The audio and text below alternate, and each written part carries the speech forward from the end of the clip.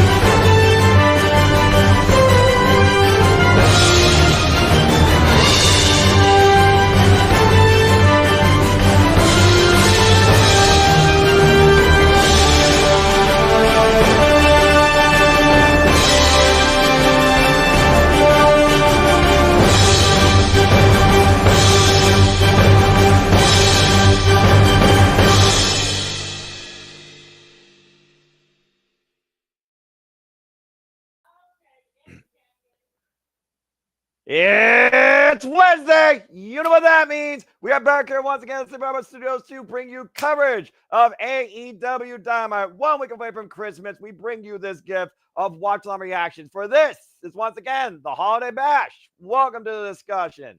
Hello, everybody, and welcome once again back to the Slip.stream Studios. I am, of course, the Simple Man. My name is Noel Foster, and I am never alone as I, of course, encompass you and encourage you to enjoy all the wrestling, all the wrestling, all the wrestling, all the wrestling, all the wrestling, all the wrestling, all the wrestling, all the wrestling, all the wrestling, all the wrestling, all the wrestling, all the wrestling, all the professional wrestling. Damn it! As we cover WWE, NXT, AEW, ROH, TNA, NWW, independent specials, pay-per-views, and so much more here too at the Slip.stream Studios, and we are expanding beyond YouTube into the world of Twitch. For those that are tuning in for the first time on Twitch, I thank you. Hope you continue to be along for the ride as we level up and bring you gaming content come next year. That being said, my partner tonight, he does cool and really dumb things on the internet. He's also very creative. He's also very passionate about a recent product he made. He is a great friend of mine. We are, of course, East Coast boys. James Hebert. James, how are you? It's once again that time, another wild AEW Dynamite.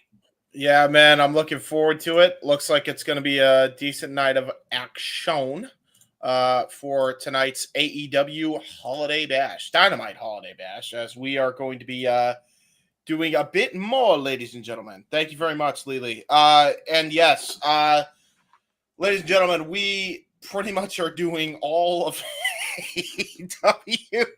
I'm pretty sure, with the exception of possibly the Miracle on 34th Dynamite, which is taking place Christmas Day. At least for right now, we, car's subject to change, of course. So who the fuck knows? But yeah, we're not going to be sleeping. He's probably going to have no voice. I know Walter is going to be covering most of these shows. He will also probably have no voice. And we're probably going to get a UFC, a boxing event on top of everything. So like we're literally covering all the tings. The tings, we do them. Golf clap. Yeah, there you go. The new quote coming soon to Slip.stream Studios on a screen near you. And of course, that being said, James, you're absolutely right. A December to remember, courtesy of AEW Dynamite. And of course, we're all in this together. And literally, this week of content starts here, goes into Ring of Honor Final Battle, Christmas Collision, karaoke shenanigans, and then we rest. If we don't do anything on Christmas Day, we rest until after the Christmas season. But I think without further ado, now we got all the positive shows and introductions out of the way. And again, figure those that are tuning in, please subscribe, comment, tell a friend. Again, support my friends' passions, PayPal them. Links are in the description down below. And if you want to dictate the conversation, PayPal or Super Chat. It truly is as simple as that. Shout out to Laredo Wrestling, who, of course, keeps all this running behind the scenes. The hardest working man outside JJ Williams here at the Slip.stream Studios. Appreciate them both.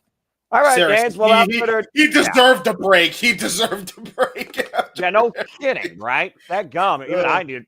I'm glad that finally I'm not the only play-by-play person in this freaking virtual family of nuts.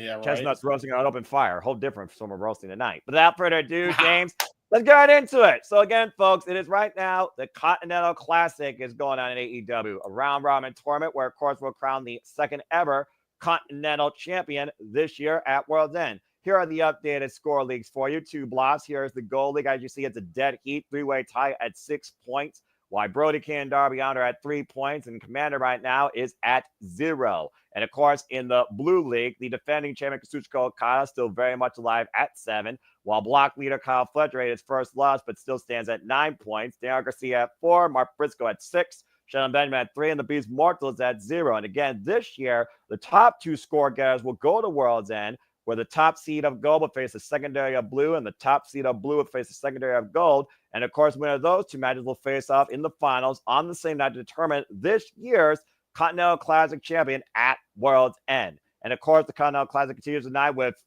arguably, James, the most anticipated match of the entire tournament. Yeah, and this is truly what it is, man. I mean, you got 2 of the best, probably the biggest baby faces in the entire roster. Darby Allin, Will Ospreay for the Continental Classic Gold League. Both guys are daredevils beyond belief. I mean, it's odd because you've got 2 very good clashes of styles. They're both very different, but they're also very similar in a lot of ways.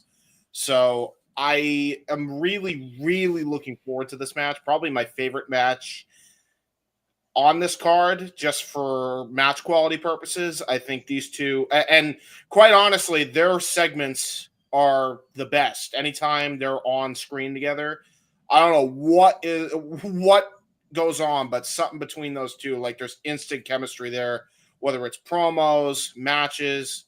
I'm very intrigued to see how this goes. I feel like both guys really need this win just to kind of assert themselves in this tournament. So I feel like you could give it to Ospreay more, but it wouldn't surprise me either way. It wouldn't surprise me either way this goes. I could see this ending in a draw via time limit. Like that's matches. Yeah, and then let's go ahead and remind people what the rules are for the Continental Classic. Every match is 20 minutes long. You get 3 points for a win. Each person gets 1 minute, though, for a 20-minute draw. And all seconds are banned from ringside. And we saw what happened on Collision last week Saturday when they confronted each other. Clearly, both men have different motivations right now, but they both love this tournament and love AEW. While Darby Allin is hell-bent on making sure that the Death Riders pay for what they did to Bryan Danielson, including losing the AEW World Championship, lifelong vendetta by Darby Allin, same as Orange Cassidy. Well, Ospreay, though, he says he needs this tournament after what's happened to him with 2 back-to-back pay-per-view wins, but he is willing to go to war alongside Darby Allin once this is over. Is Darby Allin's focus, though, going to be on the obstacle that stands for him in the night, or the overall obstacle that he's trying to overcome right now in AEW? That remains to be seen. And, of course, we know the Death Riders, they will be in the building. So during the match, we know they're fine, but before and after, it's fair game. Yeah, exactly. It's going to be interesting for sure what happens in this match. We also got another Continental Classic match. This one in the blue league, probably the wild card of all matches here in this entire tournament. Shelton Benjamin, the Beast Mortos, aka Frank. Call him by his name. Just call him Frank. God damn it. But no, all seriousness. I mean, very much 2 different types of styles here. But I really feel like this could be a sleeper hit in the entire tournament. I feel like Shelton Benjamin or Beast Mortos are going to kill it. If Beast Mortos' entire, I know a lot of people want to kind of crap all over him, and you know, the way they've been using him, I've even questioned, but you cannot deny how good this dude is in the ring. And Shelton Benjamin has always been, since day one of the best in the world. So I feel like this is going to be a matchup that is going to be absolutely a barn burner, to say the least. Honestly, like, this could outdo Darby and Ospreay, depending on what story they're going to try to tell with that. But it also just has the quality of being able to steal the show. I really do. I feel like these this match alone is one of the ones I was looking forward to the most because you knew eventually they were going to have to cross paths. As everybody does in their blocks respectfully in the round robin gauntlet. To your point, Shelton Benjamin, again, called the standard of excellence according to MVP, member of the Hurt Syndicate. He's come off a loss to Kyle Fletcher last week in his home area, and MVP scolded him quite heavily, saying, that's not what we do. We hurt people. So Shelton Benjamin's got a heck of a target to try and bruise in the Beast Mortos. To your point, though, also with the Beast Mortos being in his also first Continental Classic, it's been quite a debut for both men, demonstrating how incredible they are. I know we like some people, not me, because I'm above that tomfoolery. Some people like to blast an AEW for a number of reasons, including the line about where the best wrestle. You just basically said it yourself. We have premier athletes. Sorry, Smart Mark Sterling and your dumb shirt. We have premier athletes here and a unique clash of styles that have been tested worldwide that are clashing for the first time ever. Sometimes It's not about the win. It's about the example you set, because it's how you garner the people's respect, build that connection, and that leads to a whole lot down the line. And Beats Mortos, he's kind of been between two words, between ROH, Los Fascinables, Roderick Strong, the Undisputed Kingdom, now AEW, and strict focus now, of course, on the Continental Classic, where Los Fascinables have not even hyped him up, scolded him, or maybe even talked to him at all during this. Of course, talking about Roos and El Delistico and Jason Snake Roberts for that matter. So, again, I think this is one of those matches that is put up or shut up, but I think we got to put it out here, though. If Beats Mortos loses tonight, he might as well be eliminated. Yeah, I mean, he is definitely, as good of a showing he has, it has not shown, as we see in points, 0 points in the entire league. I mean, damn, you want to talk about being the ultimate loser, unfortunately. But now he could potentially play spoiler as the tournament goes on.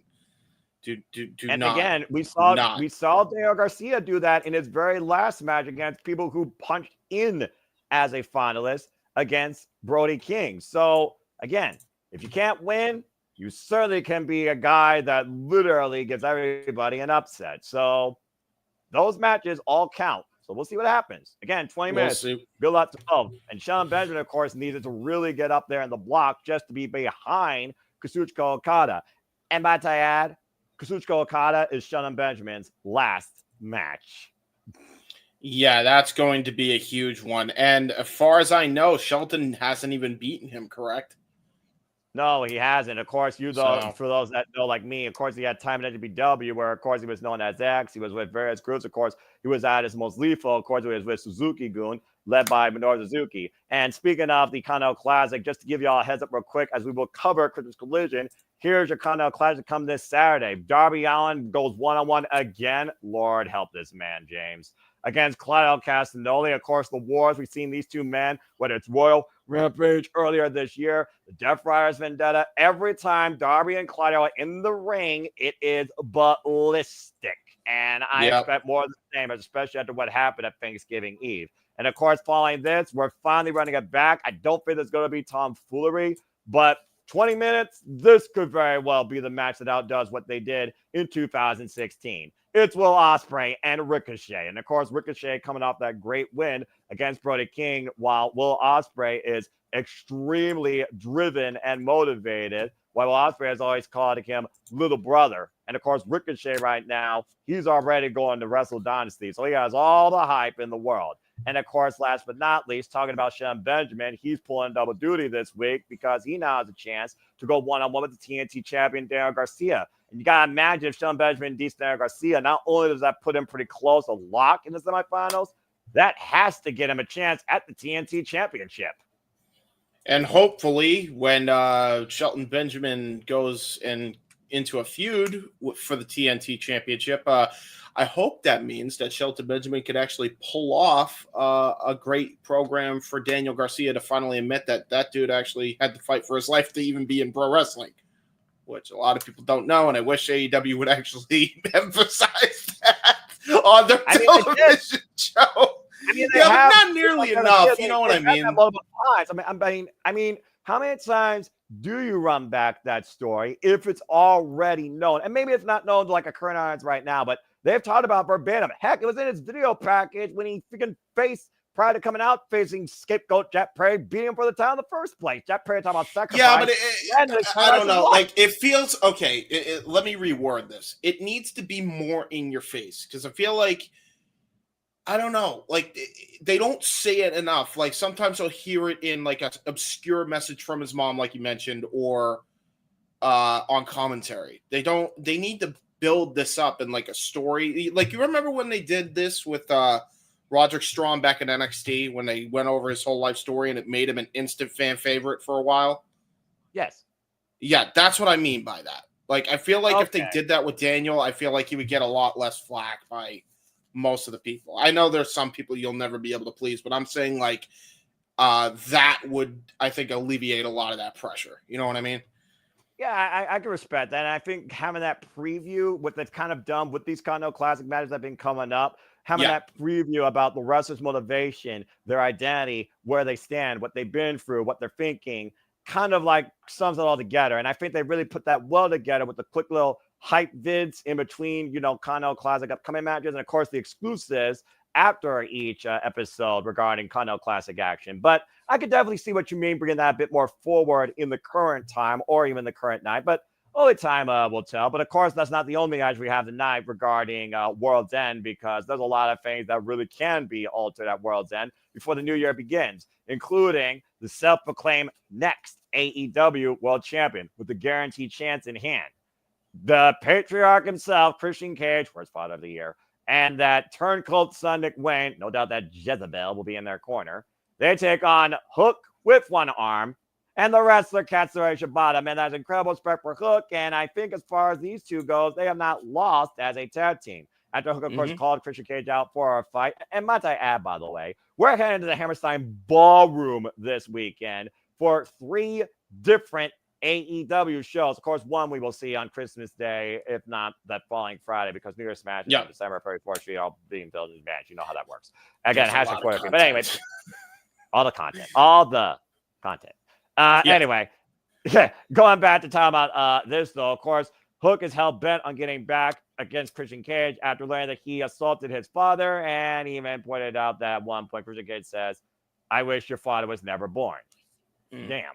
How many times does Christian Cage have to really push somebody's buttons when you think he's going to cross the line? Well, literally, when Hook tried to throw the man off the balcony last week, I think that's about as far as the line you can cross, nearly to manslaughter outside the New York area. But hell of a segment, by the way. It made Hook look like a fucking badass. He punched that dingo glass pane while it was nothing. What the heck, man? But it feels like to me, and with this internal, I think, building hostility with Kip Sabian maybe become a new favorite son to Christian Cage, Nick Wayne has a lot to prove here on behalf of his father. And if he fails, then I'm very certain he's going to be having a very blue Christmas. Black and blue. Well, but I think I gotta go with Hook and Catch. Lord knows he needs a new child to abuse after Luchasaurus is no longer with him. Sorry. Did I say that out loud? Anyway, speaking of abusive, but Kill Switch get well soon.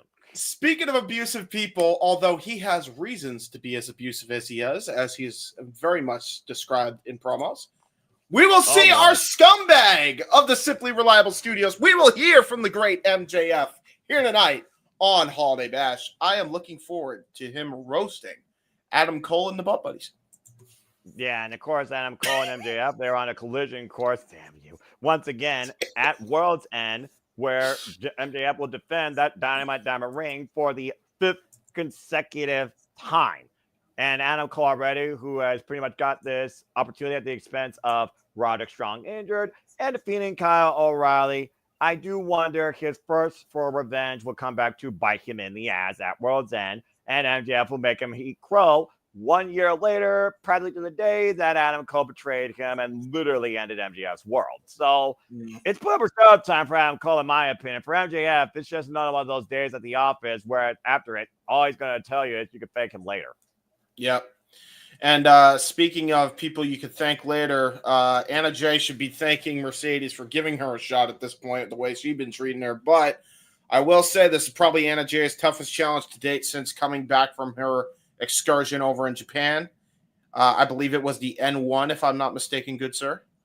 Botch, 5-star Grand Prix, M1 victory is Pro Wrestling Noah, 5-star Grand Prix is Stardom, and of course, New Japan Pro Wrestling is the G1 Climax. It's okay. There's too many goddamn round robin tournaments to keep track of. There's a Continental Classic.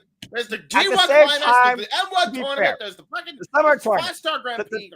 Goddamn. The summer tournaments, and of course, W's trying to follow suit with their 2 tournaments, and that's some crazy nonsense. Oh my but god, anyway, I'm sick of tournaments. I like tournaments, but god damn, there's too many.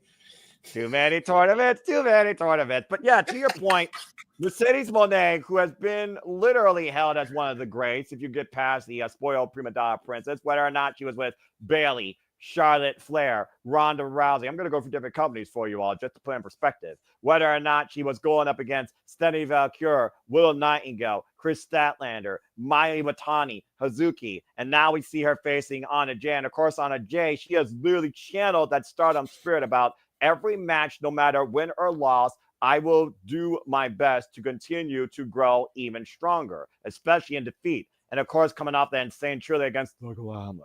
Mariah May, Anna Jay, once again, seizing a different opportunity since she can't challenge for that title, looking to pursue a different goal and show the world exactly what she can do. So I wish her the best in this endeavor, especially after the wins against the virtuoso Diana Purrazzo and, of course, Penelope Ford most recently. But Mercedes Moné right now is on a whole different level of her game, and has proven it, even to you, since Full Gear, and, of course, in what could be match of the year against Stardom Suzuki at Strong Style Evolve. And the fact of the matter is right now, Mercedes Moné, she has been double champion for quite a period of time, and rightfully so for the later end. And after this, regardless what happens with this title, she's got Mina Shirakawa waiting for her at Wrestle Dynasty. Mm-hmm. And finally, last but certainly not least, gentlemen, there's a lot going on in this match right here. Oh, Jesus. The Death Riders, this time of Jon Moxley, Wheeler Yuta, and Pac, taking on Jay White, Hangman Page, and Orange Cassidy. The most unlikely of allies, going to try to put their differences aside to try and prove that they can and will find a way to take down the Death Riders. Will they do it? We'll have to see. I mean, you saw what happened last week in the tag match. Him and Adam Page bum rushed the freaking Death Riders and Jon Moxley and got the match thrown out. Now he's in the match. What's to stop him from punching everybody in sight, including the referee, as long as it's not Aubrey Edwards, because I don't think he would hit a woman. But it is one of those things right now where, again, the commonality, what Jon Moxley said, egos rule AEW. I have no ego, but your personal agendas are making you guys not see the clear picture. Even he can see that these men right now are not fully focused on the AEW World Championship. So it is one of those things where all 3 men on the opposite side may want that, but are they focused enough to the point that Jon Moxley is willing to die over it, as he said verbatim? Why the problem is the possessor of what we think is the championship in that briefcase handcuffed to her wrist. Either way, it's one of those things right now where we've seen Orange Cassidy, Jay White, him, and Adam Page at this point each have a victory over Jon Moxley. And as far as the Death Riders go, Wheeler Yuta and Pac have not held up to the job, so now Jon Moxley is back in action. So it is a very unique dynamic, and I'm curious to see how much this falls out as I got credits on my screen. And that being said, folks, Holiday Bash is about to ignite into Wednesday night, so I hope that you're along for the ride. That is your preview of the show. So I think without further ado, Chuck Lorre, producer, logo, get off my screen. James and Sleepy Labo Studios, let's fucking go! It just appeared for me, Holiday Bash. What about you?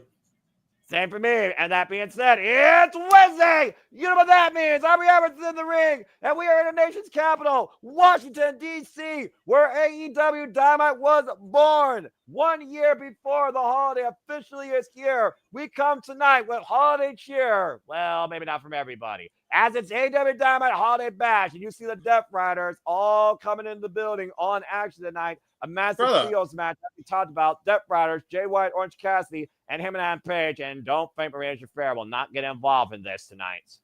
And again, what a huge main event tonight, James. No, we do have a huge main event tonight, and we already ran down the card, so we don't need to do it again. But I will say, I don't understand why Pac just wears his trunks all the time. The dirty bastard. You just take a shower. You just explain it. He's a bastard. Who's not a bastard, though, is Remarkable Day Paquette and Switchblade Jay White and Orange Cassidy, who, might I add, Jay White and Orange Cassidy have never met in AEW yet in the ring. It's Now, by the way, guns up, people. Jay White already taking a liking to Cassidy, apparently. Like, hey, no. He's already talked enough. He gave us a huge pep talk. I'm going to talk now.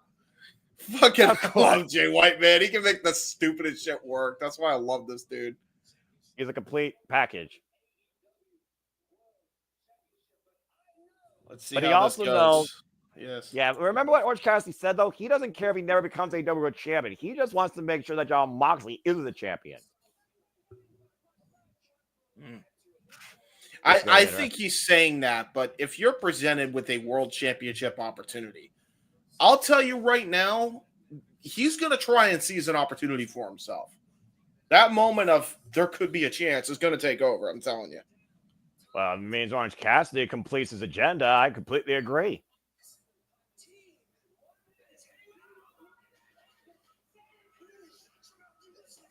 Oh, jeez. Say his name and...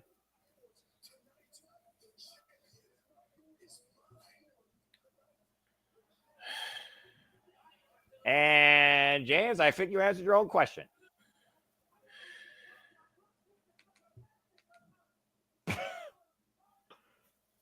Yeah, I'm not surprised he's not saying a word after that. I wouldn't want to after that. Well, I don't think words need to be spoken because the only words you're going to say is "holy shit" when Will Ospreay and Darby Allin are in the ring for up to 20 minutes. And I fear for both these men's physical well-being because they're both freaking insane. Oh, jeez. Now I got a promo here for Darby Allin. It's showtime, baby. He's taking the catchphrase. You love to see it. Well, again, when you literally rule alongside Sting. Oh, yeah, Washington, D.C. That cheeky Brit. What's going on, bruv? Fall down, get back up. I land on my head, bruv. And what's up with all the bruvs tonight in the Simulable Studios chat? Good to see y'all. Good to see you guys. And shout out to the one person that's actually watching on Twitch right now. Good to see you guys. And hopefully you can spread the word that we are on Twitch and YouTube now. We are everywhere. And again, we'll be leveling up next year with gaming content, including a MyGM series and maybe a game podcast and so much more. So stay tuned to Slip.stream Studios. Levels up in 2025. And again, James, we talked about the scores before, but let's just go ahead, bring them up real quick and remind people where everybody stand across the league. Darby Allin has 3, Claudio, Will, and Ricochet tied at 6, Brody King at 3, and Commander at 0 in the Gold League, while the Blue League has the defending champion Okada at 7, Fletcher at 9, but ate his first defeat this past Saturday. Daniel Garcia at 4, Mark Briscoe at 6, Shelton Benjamin at 3, and the Beast Mortos at 0. I would have gotten that graphic up, but unfortunately, I switched over to the Simply Reliable Studios graphic because I got you, bro. Don't worry. For some reason, this AEW blurry logo is the way it is. And there's everyone's favorite scumbag wearing a black and gray Burberry scarf and all the menorah and Stars of David blazer attire you could think of. Maxwell Jacob Freeman, MJF, and he will have a mic tonight. So here is the leagues just talked about. Here are the points so far in both the Gold and Blue League.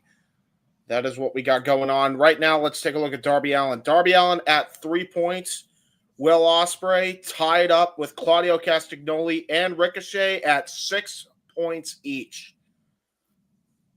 Yep, and Will Ospreay has a chance to take the lead on the block, but for now, Rhea Aubrey, because we are not, folks, we are kicking off with the TBS Championship. First time that women's championship match is actually up in the card. I'm surprised. There you go. Been a while. It's not the first time, though, I can recall, but it's been a while. And again, speaking of women's matches, James, you are not there for the call, but I would argue that Hazuka and Mercedes Moné might be women's match of the year after nearly going for 30 minutes, and it took 2 Moné makers to put the Wild Heart of Stardom down. Oh, my God, yeah. No, this match was I know a lot of people are like they wanted to crap all over the post match, but those two killed each other, man. Like, that match absolutely was awesome. Love that match. And of course, Mina Shirakawa has decided to be the next challenger to the CEO on one condition: if Mina Shirakawa is through the Rev Pro undisputed women's British heavyweight champion after defending against Dana Luna. She has to defend that title at Wrestle Dynasty as well. Mm-hmm. Very good point. Stardom is all about emotion, strong spirits, and dreaming. And Anna Jay has a dream to end this year as a champion. Now looking to dethrone the CEO. Yeah. Good luck with that, though, because she has been on an absolute tear. Well, James, do you believe in miracles? It is the holiday season. Weirder things have happened. Let's go down to Justin Roberts for their inductions.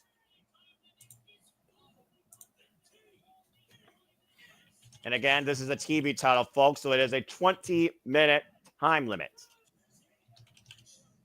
This is going to be good.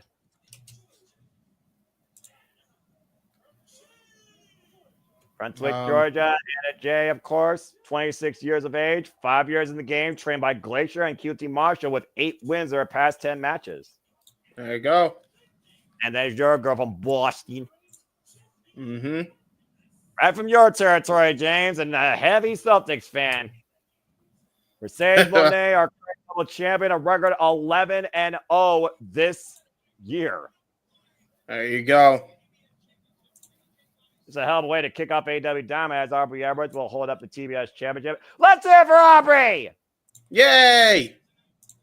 Always going to appreciate Aubrey. Aubrey Edwards is up there for me with Red Shoes Umino. I love Red Shoes still to this day. I feel like Red Shoes is probably the best referee entirely. Oh, I agree. No one trumps freaking Red Shoes Umino. The Rays are underway. Goddamn. Jinx, you owe me a soda. Yeah, well, yeah, I got red and green Mountain Dews over here because 'tis the season. Hey, I'll take one. There you go. Oh, jeez. Well, I don't think Anna Jay is going to take that slap to the face without a receipt. Mercedes Moné, great awareness though, going into the ropes. And again, you wonder if there's any wear and tear on Moné from that match against Suzuki. That was literally just this Sunday. Immediately goes for the cover, gets a 1 count.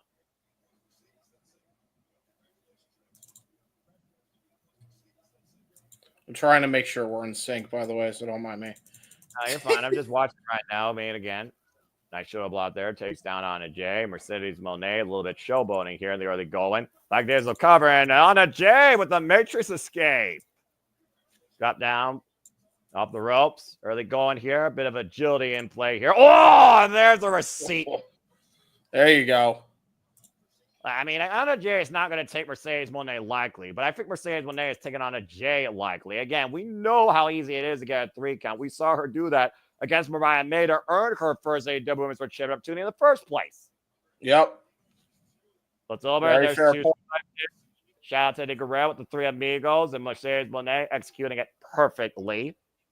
Yeah, she did. But the crowd is starting to warm up to Mercedes, I'm noticing. Well, you can't argue with her recent performances, like I said, against the likes of Chris Statlander and Hazuki, if nothing else this year. Yeah, for sure. Absolutely. And oh, no. Oh, Jesus. Get out of the way. Yeah, she landed hard on her knees that time. Ooh. Nice hook kick there by Anna Jay. Into the swinging net breaker, crossing the cover, hook on the far leg, it gets a 2 count. And again, literally, Anna Jay has been on a roll with only 1 loss to the Glamour, Mariah May, under normal circumstances for the championship, and then a followed street fight defeat, in which case now she cannot challenge the AEW Women's World Championship as long as Mariah May is the champion. A straight jacket applied by Mercedes Moné in the corner. Again, bending the rules to your advantage. That's what it means to be a champion here sometimes and know your ring awareness. Backstabber, hook on the far leg. And a 2 count. And of course, we know Mercedes Moné works the lower back, of course, to prepare for the crossface, the bank statement. Yes. The statement maker, as it's now known, I believe. I always kept calling it the Moné statement, but I guess that was always wrong. Ooh. Yeah, cover. Ooh. Great Meteora there, but it doesn't get the win. Doing chancy about the audience, and speaking of making a statement, AEW is trying to make a statement this Saturday live as they go coast to coast at the same time, follow the NBA with Christmas Collision from the Hammerstein Ballroom. Gonna be a huge one. I mean, New York is one of Nice, those. and there's a nice straightjacket submission, by the way. Look at the technique on Mercedes here. Well, again, we know that she's disciplined in Lucha Libre, and when one of your all-time idols is Eddie Guerrero, and you talk about Japanese legends like Aja Khan, you gotta know fundamentals and be disciplined. So again, goes back to the credit that she deserves. Double knee cover, kick out. I was close for Mercedes that time. Our opening contest for the TBS Championship will honor Jay receive a holiday gift. Stay tuned. Wrestler Clyde picture in picture. And if you hear the first time, say it with me. Fuck television. Oh shoot! I actually don't have that graphic ready. Hold on. Yeah, we're gonna have to go here for the. We're gonna have to go here for the rest of the time. Go back to the Simply Reliable studio. Just stick there for now. You do your thing, all right. You're the guy right now with all the. Buttons. I can't for some reason. I've been trying. I don't know why. Are you serious, bro? Yeah, I got. All right, I got you. All right, there you go. All right, they're gonna note to self, Walter. If you make a separate thing, put the logos in the same thing. Speaking of having a separate thing, I'm sure I'm gonna have a separate thing to say when MJF takes the mic. Scoop slam by Mercedes Moné. Cover. To be fair to him, he didn't know that he probably figured that it was probably better to have them in separate folders recently. So I wouldn't. That's fair. I'll give you. I'm not blaming him. All right. I'm just saying. And again, folks, what are your greatest gifts you've received from wrestling this holiday season or still hope to see? Of course, we still have Ring of Honor Final Battle. We, of course, have, like we said before, the last Rampage ever, AEW Rampage New Year's Smash, where we smashed in the new year. They actually got it right this time. I'll be daggum. And, of course, AEW Dynamite will present a gift on Christmas Day with AEW Dynamite Fight on 34th Street. And, of course, it all ends at World's End this year for AEW. In a December, that's sure going to be something to remember. Drop kick. Here's the cover. Gets a 2 count. Oh, almost got the freaking win on the commercial break that time. And Mercedes Moné, again, relentless assault on the back. It's one of those things where, again, Anna Jay has proven a whole lot. I mean, again, AEW original first match against the likes of Hikaru Shida has only grown since. And, of course, we celebrate the life of the late, great Brody Lee. God rest his soul, forever exalted. Hand-picked by Brody Lee to, of course, be Anna Jay, number 99, the Queen Slayer. Yep. Jawbreaker applied there by Anna Jay, creating separation with Moné. Waist lock off the roll. Okada roll up, roll through chaos. No, the Queen Slayer. Whoa. She got that in tight. She actually beat plenty of people with this move. Moné, though, trying to roll through. Got the shoulders down, and force on a Jay to release the hold. Oh, great drop kick right to the small of the back, too. No. It's amazing, James, as we cross over to other forms of media, how many other platforms that we love to cover are doing the same thing. The Raw on Netflix, of course, will cover the first Monday of the new year, January 6th, and of course, the ultimate mother of simulcast when AEW goes to Max January 1st. Yep, and it will be oh geez, it will be a simulcast going forward as well on Max. So if you have an HBO subscription, there you go. And again, folks, if you are fans of WWE, remember Raw moves to Netflix officially January 6th. So get your subscription in order. We are back here again with the TBS Championship on the line. This is what we do here, provide alternative commentary, coverage, reactions, and James will provide answers and jokes to try and break me. He's basically the freaking Jerry Lauren of this shebang. Or in this case, Tony Schiavone and Nigel McGuinness. Mr. Ness and Anna Jay with the blockbuster. Nice. Look at them there, leg, new champion. No. Oh, she almost had it. Hey, come. And Anna Jay again. Deep hook of that leg. Yeah, that was just all heart by Mercedes. You can't. You can hate her all you want, but you can't deny her work, her heart in the ring. Oh, there's that spinning heel kick. And again, dangerous J kick in the corner to your point. Follow dangerous J kick again. The run in from the opposite side. Attacker Mercedes Moné from all directions with a trifecta of these dangerous J kicks. And we talked about before, is there any sort of like ring rust or hangover or fatigue from Mercedes Moné from the war this past Sunday? Jesus. Yeah, that's a good point. And take her down the hard way and look at her hook her up. Oh, you gotta be kidding me. No way. Gory bomb! What? The TBS champion on the line, and it might change hands. And Moné with the rope break of the Yeah, she was way too quick with that. She knew exactly where she was. And to Anna Jay's credit, though, she grabbed the near leg but didn't hook the arm. You got to imagine if she hooked the arm, that would have been it. Yeah, I think we're on the verge there of a champion. That was super damn close. Anna Jay has to find a way. She knows how close she is. She just has to keep the gas going. Ooh. Nice knee Rising strike. Ooh! Again, with Moné tied up in the ropes and looking for another vicious net breaker, whiplash effect off the second rope. But you got to bring it back inside the ring. And it looks like she's trying to do that while trying to apply the clean slam. Moné, though, holding onto the ropes for dear life. Anna Jay bringing it back towards center. Trying to grapevine the body. Got her down. In the middle of the ring. No chance. Champion. Will Moné tap? No freaking chance she's going to tap, right? Oh, she bit the hand to force the break the same way she saved herself in Chris Statlander's Saturday Night Fever. Desperate measures by the champion. It makes sense, though. Oh, perfect transition into the statement maker. Right into the crossface. And that statement maker, that crossface, compromising the breathing and the neck of Anna Jay reversal. Hook in the near leg. Shoulders down. 2 count. Again, good position. She almost had it a couple times. I'm actually shocked at the performance here by Anna.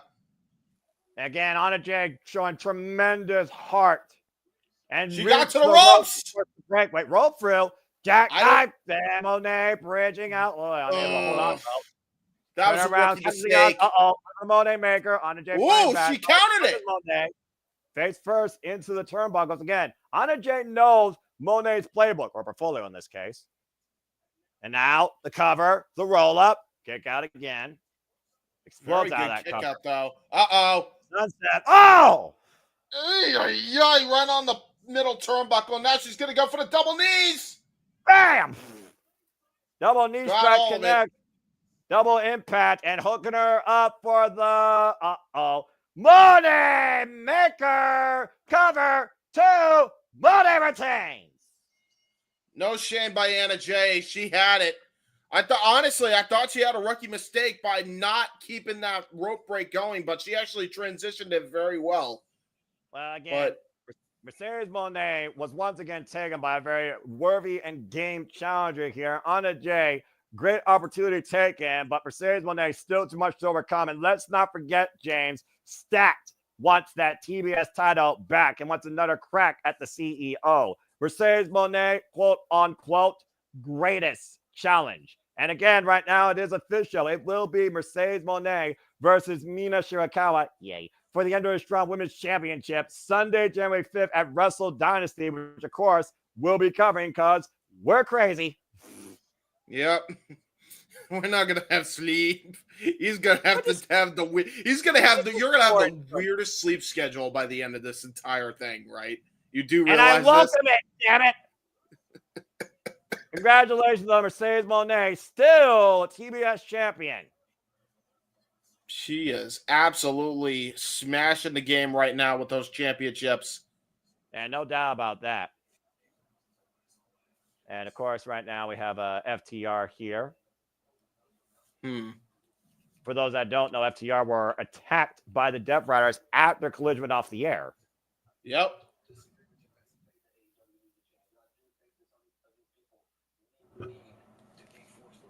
Somebody's going to be forcing the change. I'm about to say, yeah, they did literally stop them from, it looked like, driving some chemical down Orange Cassidy's throat. They literally dead in the cold, bro. Them. They just attacked them right outside the building and left them out there. Is there a live under wrestling for FTR? That's a bold question.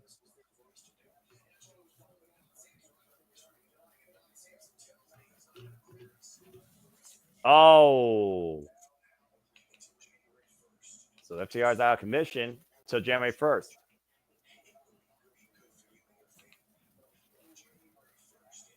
Well, January 1st might be called Fight for the Fallen. I think FTR is going to fight for a whole lot more. People are going to start picking sides really quickly here. I'm very surprised that FTR actually was trying to help Orange Cassidy in this case, and now we're about to have that happen again. And now they're gonna it won't now become now a it lull, just but became here's somebody personal. that's always alone. Yeah, but Yep. here's somebody that loves to make everything personal and literally walks alone. And I'm not saying Batista. I'm saying the former longest reigning AEW World Champion. Welcome this holiday season, not the Grinch, but Maxwell Jacob Friedman. That suit is beyond ridiculous. Yes, but it is one of the best suits ever. He is Jewish, after all. So why not? Oy vey. And of Look course, at a this man. 5-time Dynamite Diamond Ring winner, the only bearer of that Dynamite Diamond Ring in the history of AEW. And here we Oh, go. boy. Got my music. Here we go. MJF's going to speak. Now, how long before Adam Cole interrupts him? I hope he doesn't. You don't like me, huh, guys? Seriously?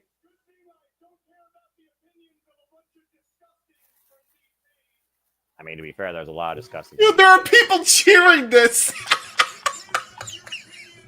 We all love the scumbag. Of course. You can't not love it. Oh! Oh, shit. He went after the Wizards. And shout out to Statboy Sports Bar. You can see more Dude, burns the like that. crowd are going nuts for him. This bizarre world, we live in an era where heels are worship, except Dominic. They're chanting Wizard sucks. Thank you, he said. Washington, D.C. knows what's up, apparently. Wonderful time. Not singing. But of course, we know MJF has many talents. Yes. Of course, drama degree.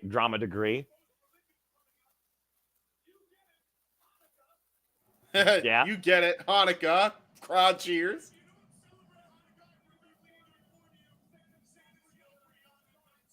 Oh, I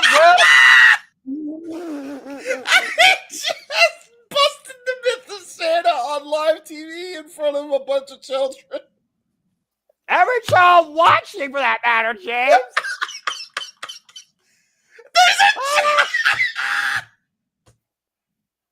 There's a And they're champ for chanting Santa. Santa, bro. Dude, MJF is the GOAT.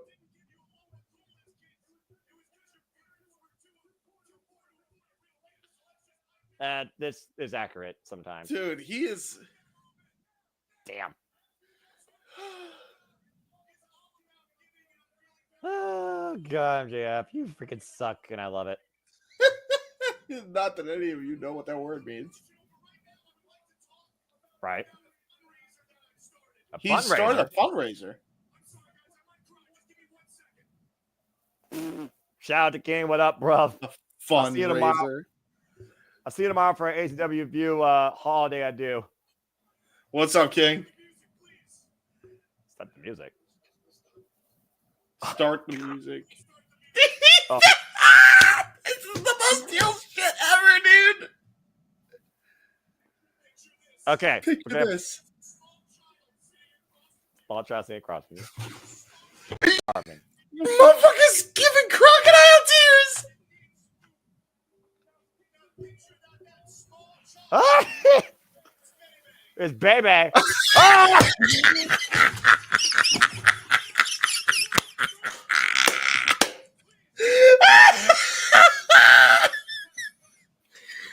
Classic by MJF.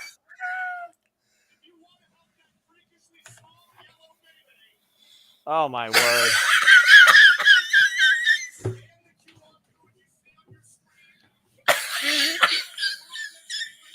I'm scanning. Hold on. Yeah, scan the QR code on your screen, folks. The buy world's end. Oh my gosh. I have no idea, Daniel. Oh my god, it literally is to the World's End pay-per-view. That's great.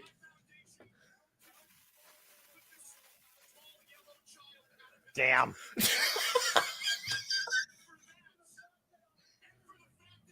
And you know it. And you know it. Me later. Oh, But wait. He got There's booed Adam Cole. immediately when he came out, by the way, when he came on screen. Yeah, I know. Who's the babyface and heel again? Oh, right. You use your judgment.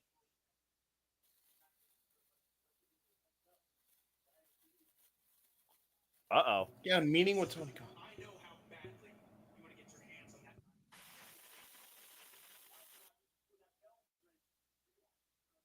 What?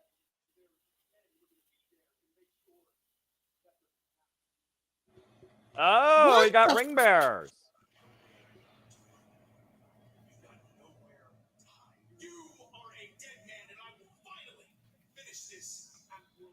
Well, Matt Taven and Mike Bennett will apparently hold the ring hostage. Wait. What's he forgetting?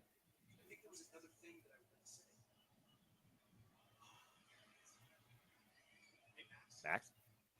Mike kicking your ass. Oh no! Uh-oh! Oh, shit. He finally did a pre-tape. He did a pre-tape. Yep. Turnabout's fair play. And Adam Cole now raining down shots on MJF. After almost a year of waiting to get his hands on this man. Super kick. Finally got a MJF super played kick out. in. I was saying. Oh, and MJF has Oh, nowhere to shit. go. Oh boy, MJF, you might want to roll out of the ring. Well, either way, James, Adam Cole looking to end MJF at World's End, and that will be 1 week from Saturday for the Dynamite Diamond Ring, and more importantly, revenge. I'll tell you right now, I think all that did was make Max pissed, and I think he has a game plan he's not ready for yet.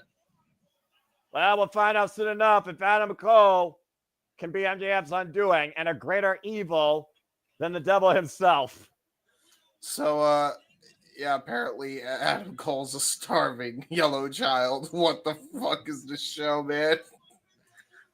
What is MJF but the ultimate roaster? You ain't Oh, kidding. good Lord. You ain't kidding. Holy shit.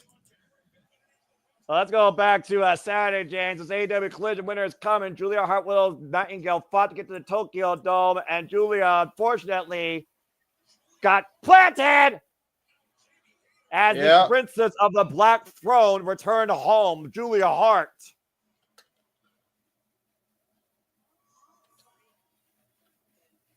You can't fight what you don't see. This is accurate. I would not call Julia what happened to her? She got a busted tooth in that match last week, huh? I mean, Willow Nightingale and her jet charge jaws, dude, that was a hell of a bout. Yeah, it was.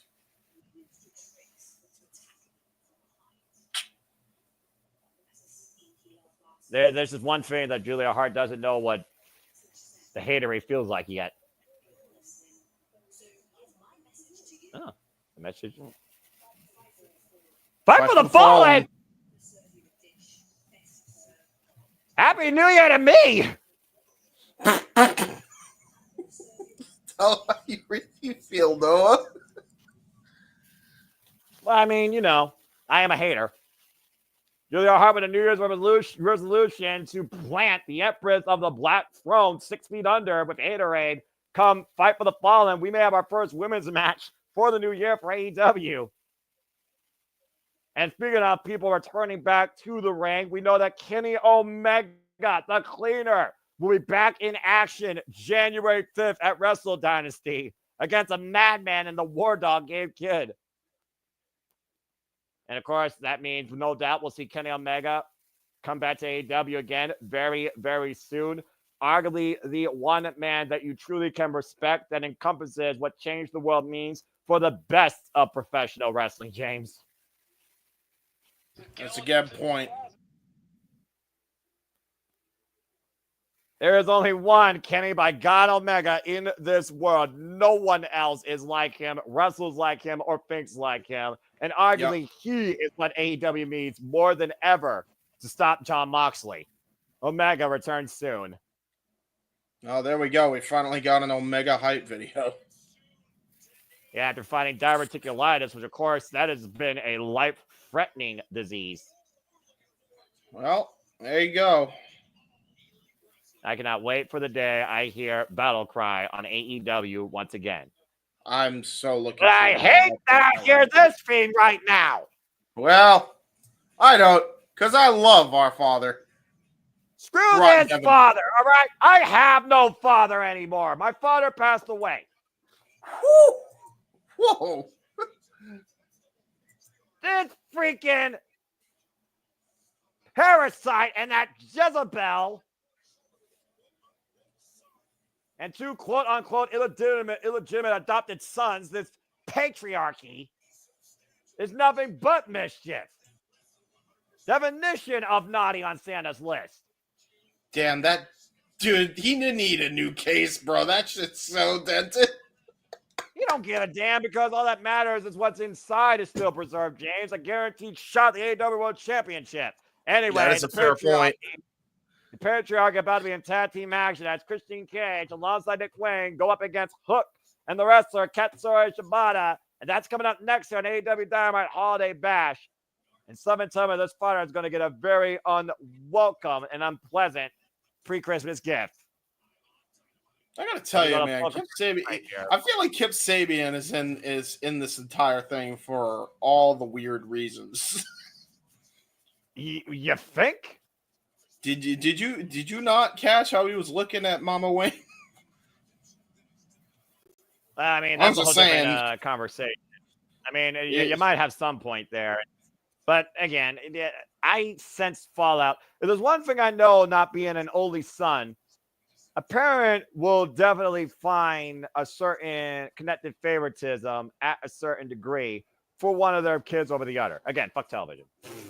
All right, well, now we got more to breathe. James, are you okay from that laugh attack with MJF's charity? That was the funniest shit I have ever seen, brother. It is the funniest shit I've ever seen. That was so funny. He literally had a tear in his eye.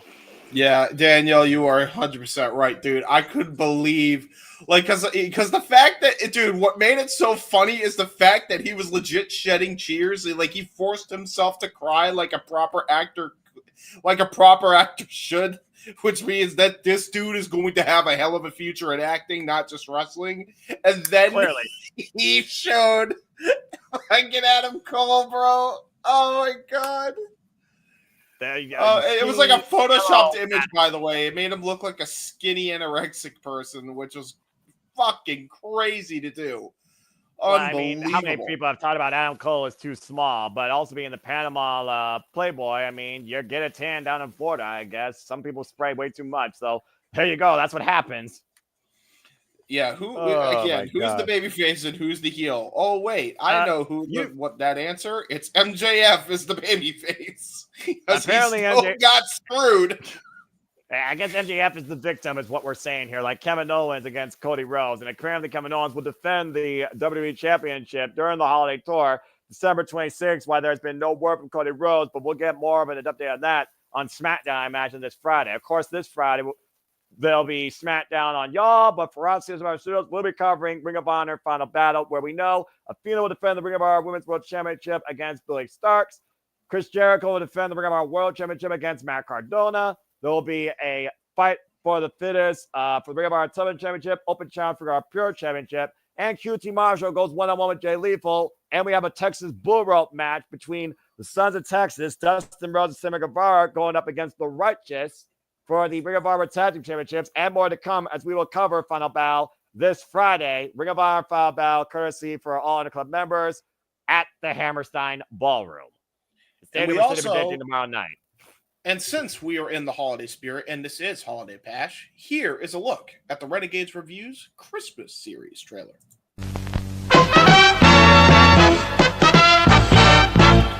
And now, preview time. So let's take a look at what's coming your way.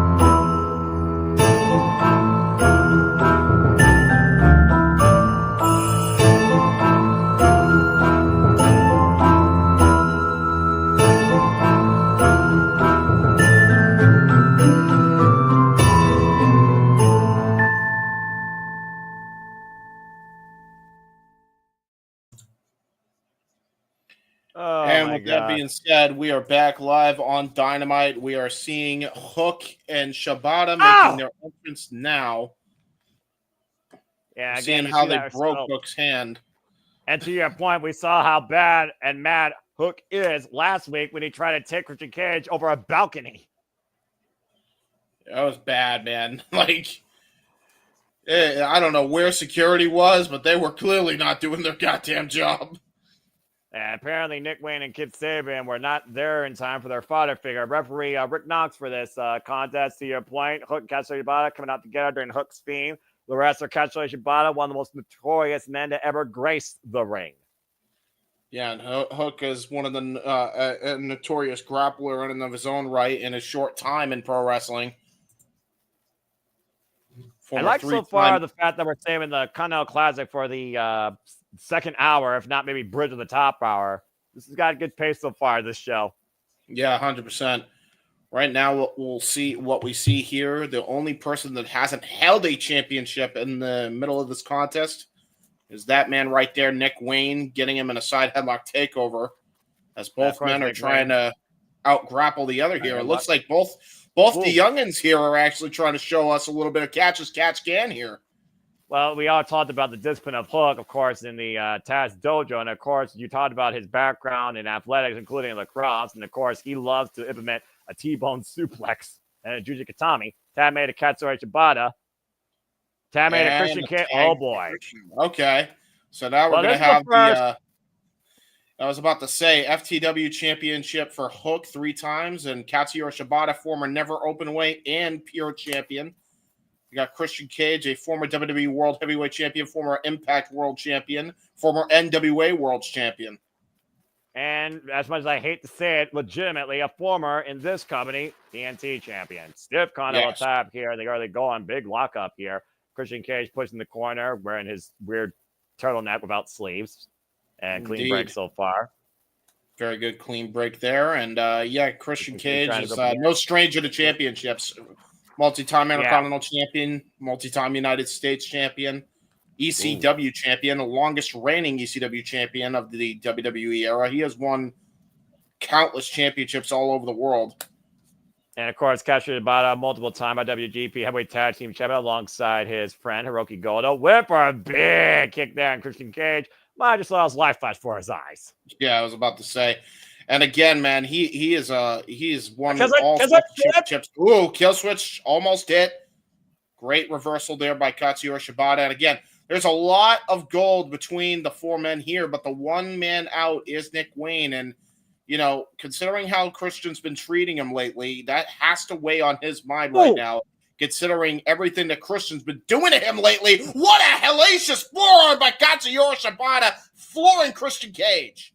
May I remind you what the Neverweight Championship stands for, and you are dealing with a man that nearly lost his life for the World Cover 2 for the World Championship against Kazuchika Okada, Sakura Genesis 2017. You don't play around with the wrestler in the ring. And Christian Cage just realized that. Quick time on both sides now, Nick Wayne and Hook in. And we talked a lot about this young, hungry generation that really wants to find their place here in AEW, especially, of course, Daniel Garcia re-signing recently, Nick Wayne under the learning tree of Christian Cage, and of course, Hook, literally the son of Taz, Mr. Transmission himself, of course, had a father-son moment at Allin. Up and over! That was brilliant maneuvering there by Hook, making Christian planche on his own partner with a back body drop. Yeah, an unwelcome father-son reunion, courtesy of Hook. Brilliant maneuvering there by Hook, and again, you know, we can't forget about this as well. Father of Buddy Wayne is Nick Wayne. So there's definitely father-son dynamics on both teams here.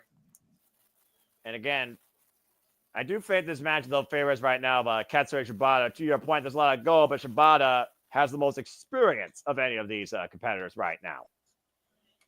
Yeah, but there's 2 X factors right now. I was about to say there's 2 X factors right now, and those X factors are in the name of Mama Wayne and Kip Sabian. Yeah, the Jezebel and the freaking elf. Well, he's no elf, I'll tell you that. If he's an elf, then he's one tall elf.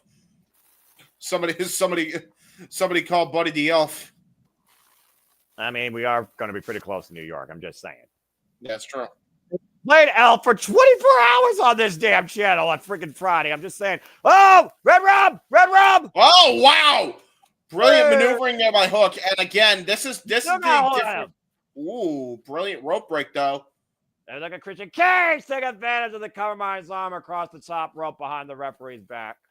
You can hate Christian Cage all you want, but that was smart by Christian. And now Nick Wayne has got a body part to work over in that shoulder and bad hand already compromised. And a great arm wringer right to the canvas. There's a cover hook to the leg, and we're in picture. And again, folks, fuck television. And remember, James, your analysis, this isn't Lucha Libre, but I love your takes here on the personal. I guess you're trying to be a family psychologist at this point as well. So, I mean, I'll give you that as well. A bunch of family matters in this. Well, I try to be.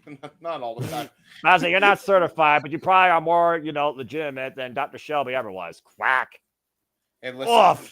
Hey, listen. Dr. Shelby is the reason Kane and Daniel Bryan won the tag team championships. You put some respect on that. That team should not have existed in the first place, all right? No, but they did, and they won titles together. You will not disrespect. You will not disrespect.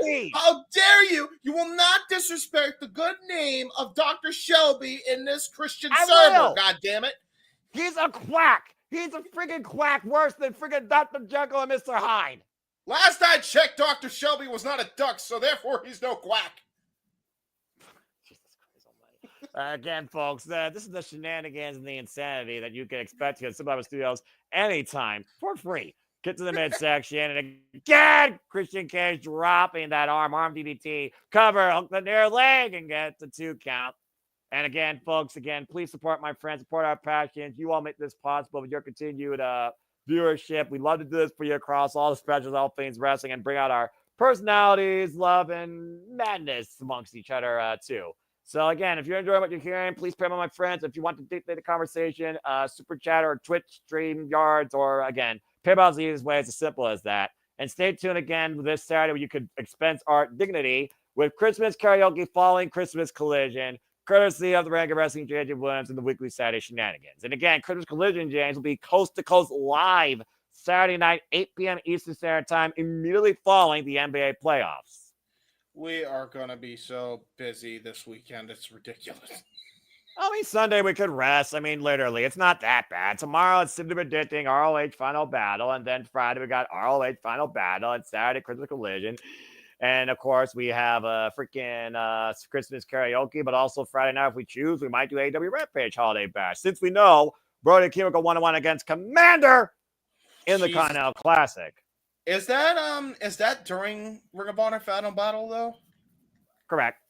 Okay, we might not be able to, because am I going to be with you, and is Walter and JJ going to be home? We'll talk about the stuff behind the scenes. Not everyone needs to know what the freaking people behind the screens actually plan to do. All people need to know is that apparently I'm calling everything anymore here across all things wrestling. Shout out to family, to the point I may not have a voice by the end of January 6th. And we are back here at AEW Dynamite Holiday Bash, which is the gift that keeps on giving. 1 week before Christmas. And again, so like Christmas, Kwanzaa, Hanukkah, or something else. Happy holidays to all of you here at the Simply Reliable Studios. Oh, and look at that cheap Jesus. Stomp. And clearly, that wasn't even a stomp, man. That was just a full-on mule kick to the face. Yeah, he learned well from his crooked father and even more crooked mother. Oh, wait a minute. Wow. Holy shit. With an exploder by Hook. See, this is why you don't taunt. You don't talk a man from Red Hook. You do not taunt a man from Red Hook ever. And again, though, you can't mess around either. And again, like you said, Hook is still a one-armed man. It surprises me that Hook has not tried to use that catch to his advantage. Yeah, I was about to say he could use it as a weapon, especially we know he likes to employ that lariat. And Katsuyori Shibata now legal, and Nick Wayne's legal as well. Whoa, I ran a pump kick. Jesus Christ almighty, what a pump kick. And a knee strike to follow up, and another haluva kick into the corner. Ooh. Knife edge chop to follow up. We talked about how he's one of the most lethal strikers. And Katsuyori Shibata lining up Nick Wayne like a Christmas tree, giving him a beating that his mother never did. Oh, man. Well, as far as you know, her son get brutalized with that hesitation drop kick. Dude, he got absolutely brutalized with that drop kick. German suplex float over into the cover. Lateral press gets a 2.5. Oh my God, what a transition. But Nick Wayne, great awareness, clutching the wrist with every fiber of his being. And this is exactly why they call Katsuyori Shibata the best wrestler, best pure wrestler, best pure striker in the entire world, as he's showing right now against poor Nick Wayne. He might dislocate his arm out of socket, but he's able to reach the ropes. Yeah, just barely, though. You saw him literally lunging, panicking to those ropes, James. Yeah, see, this is why you right now. This is why you don't taunt people like Shibata and Hook. You just don't do it.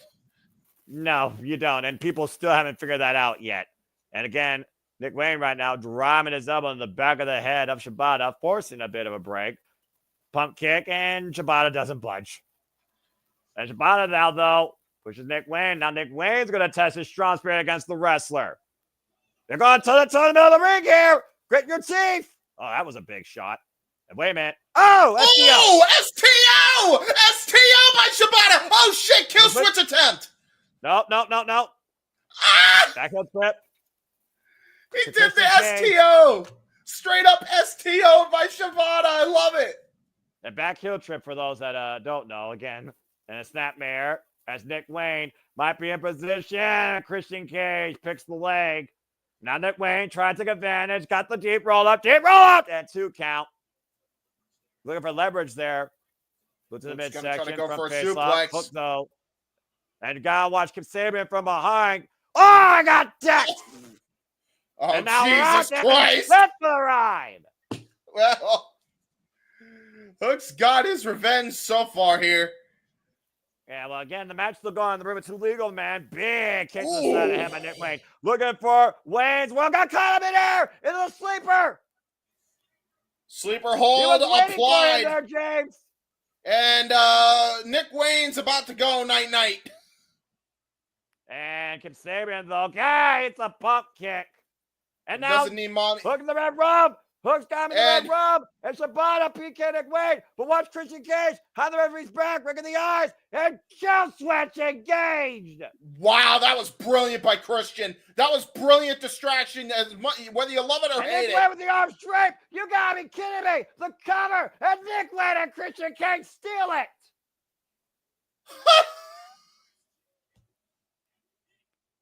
The numbers game, once again, comes into play because that false fodder figure and that damn Jezebel. Well, that might not be for long, folks. I'll tell you that right now. Something tells me that Shibata and Hook are going to need a little backup from an old friend. Joe, where you at? Well, again, while Christian Cage was able to outwork everyone, we'll see who's able to work against the clock and beyond. But Will Ospreay goes one-on-one with Darby Allin, but still, curse that false fodder figure. Dadgummit. A lot of bad blood spilling in that match, and I expect a lot more in that trios match. Also made official this Saturday. Adam Cole and MJF will go face to face. Finally, they're actually booking something for Collision that I'm actually interested in. Yay! I mean, to be fair, I'm interested in this match because they're caring again. How much punishment can Darby Allin handle against Claudio Castagnoli in the Continental Classic? And will we finally see who's better of these two without some screwy shenanigans? Will Ospreay and Ricochet one-on-one this Saturday, I can't believe they're putting that on free TV, by the way. That's wild to me. And you want to talk about a wild match. I mean, it doesn't get wilder than a redneck chicken man and a beast going one-on-one. Mark Briscoe and Beast Mortos also go one-on-one this Saturday. Redneck chicken man versus Lawyer Beast. Lawyer Beast. So we're still going off of that, I guess. And then we got the TNT champion, Daniel Garcia, versus Shelton. Yeah, going one-on-one. Let's go. Sorry. The Standard of Excellence versus Red Death. I love technical wrestling. I'm a technical wrestling mark. I'm sorry. I will not hide this. I pretty much have learned that about you, bro. I'm just saying. I mean, you and I have called Ring of Honor Pure matches. We've called technical sleeper classics. The one match I regret not calling with you was Zack Sabre Jr. versus Bryan Danielson. I'm both so at mad. Dream and the new beginning in Osaka. I know. I'm so fucking mad. I wish I could have called both of those. Well, maybe one day we'll go back in the archives because as opponents of pure technical wrestling, when Bryan Danielson hands off literally the technical Bryan Danielson award to Zack Sabre Jr., that's a match you need to call to believe. Dude, why is this good? Like, really good? Because Chris Jericho is Chris Jericho, and he calls Chris himself Jericho's the king just of out New York. public with the title. Well, he is literally going to be defending that title in the Hammerstein Ballroom against Matt Cardona this Friday, where all you have to say is, thanks, guys. The King of New York, self-proclaimed, will defend the Ring of Honor Championship and his crown in the Hammerstein Ballroom. Could you imagine if Cardona could somehow eke out the win and then goes to the GCW event as the Ring of Honor World Champion the next week after? That would be insane. Well, considering Chris Jericho bombarded Matt Cardona in GCW, it probably would be poetic justice. No shit, huh? Oh, no. We got more Bandito hype. Bandito is also a former Ring of Honor World Champion and has had a one-on-one match with Chris Jericho. I mean, you literally were trying to get this man with his own Desperado squad. Now he's the most wanted, and he's coming back to AEW. See, this is a man that Adam Page should be recruiting. This is and along with Bounty Hunter Brian Keith, and along with the Sons of Texas, specifically the Von Erichs. And meanwhile, let's go to the lovely and talented Harley Cameron with an advertisement for Shop AEW. I agree. Very wonderful talent. I agree with you. Probably for very different reasons, but Gags. Well, I mean, no, she's she actually is amazing. She is beyond crazy, but I love her. Yeah, I do too. I dig crazy chicks. What can I say? I mean, I've said that verbatim ever since AJ Lee graced my screen, and of course, prior to that, Tara. Thank you, Harley Cameron. Merry Christmas. Good grief. Merry Christmas. And we got full commercial break. Again, fuck television. Well, folks, again, I hope you've enjoyed the coverage so far as we're reaching the top of the hour. Still much more to come. And again, we do this across all the biggest shows. WWE, NXT, AEW, TNA, ROH, NWW, Independence. So, again, yes, I agree. Yes. Yeah, that would be back on ice permanently. Yes. See, Harley Cameron for me. You know what? My favorite AEW females. This will out me completely. Mariah May, Harley Cameron, Taya Valkyrie. Everybody knows this. So there you go. There's my top three as far as the looks department goes. And Mina Shirakawa, throw her in there. I mean, Mina Shirakawa's telling AEW, she's stardom, but after what she did Sunday night, I mean, that girl can get down anytime on my screen as far as I'm concerned with celebrating. I mean, a former idol for a reason, and she made Mercedes Moné look like you were just watching somebody. You saying that of all people is wild to me. I've never seen somebody that at all. I've never seen somebody celebrate and hype themselves for a pay-per-view level match like Mina Shirakawa. I mean, fair dues. I'm sure it was wonderful, but it was quite a wonderful thing. It got me hyped up for Wrestle Dynasty even more. At this point, the Wrestle Dynasty card, I think, pretty much is filled out. We know Persephone is representing CMLL for the International Women's Cup, and Athena's representing for Ring of Honor, and Will Nightingale's representing for AEW. There's a 2-day tournament going on in Stardom, the 20th and the 21st, that will determine the representative for Stardom. I hope it's Azuki. And, of course, pretty much we got the whole rest of the card filled out at this point. The only thing unknown is if Mina Shirakawa is going to be the Rev Pro Women's Undisputed Cruiserweight Champion by defending that gold accessory against the one she beat for it, Daniel Luna. What, Mina Shirakawa is fighting for the Rev Pro British Women's title? She's defending her title against the very woman she beat for it in a contract-obligated rematch at Rev Pro. Yes. I would love to see her put that on the line against Mercedes Moné, although then she'll have 3 belts. How she pulls that off, I don't know, but it'll be interesting to see. What the fuck would that make Mercedes at that point? She would have had, what, 5 championships in the span of 2 years if that were to happen? Well, I mean, considering the last time you saw her prior to coming to AEW and that injury, I think you would be correct because she had the tag titles that she left WWE. So, I mean, there might be some truth to that. I'll tell you one thing, she's been far more successful than Trinity. Well, I was about to say, so in the year previous, she showed up, won the IWGP Women's World title. Hold that thought. The glamour's on the screen. Quiet on the set. Hello. Respect the AEW Women's World Champion. Amen. The woman that says she killed women's wrestling. In my opinion, she just challenged it to be better. The hero's just a dreamer. Again, she's no hero. She's not a dreamer. She's the reality. Accurate.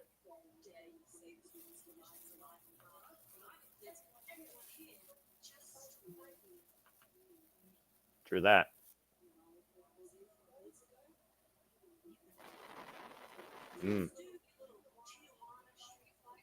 Tijuana street fight at World's End. Jesus Christ.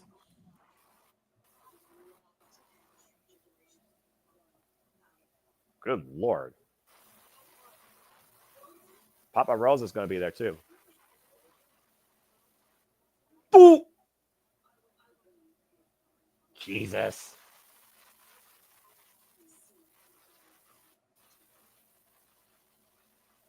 Mariah May looking to become something worse for Thunder Rosa. This Tijuana street fight to come at World's End to be Thunder Rosa and for her own father. Damn. Let's get out to Giovanni in the ring. All of a sudden, I found violence to be very sexy, and I don't know how to feel about it. I'll say it once, I'll say it again. Never has something so glamorous seemed so sinister, and I love it. I guess we're both in agreement. And for once, you and I can actually be on the same page. Who knew? For women's wrestling.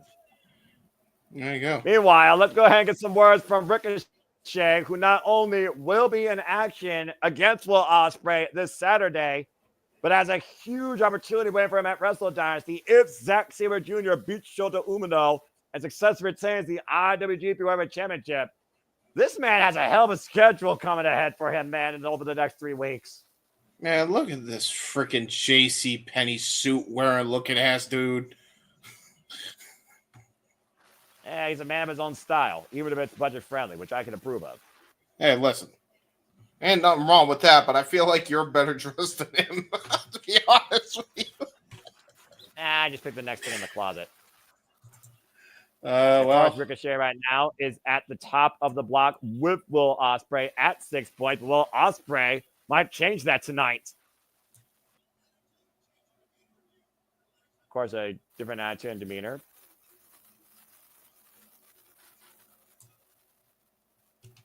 What? No. Wait. Uh-oh.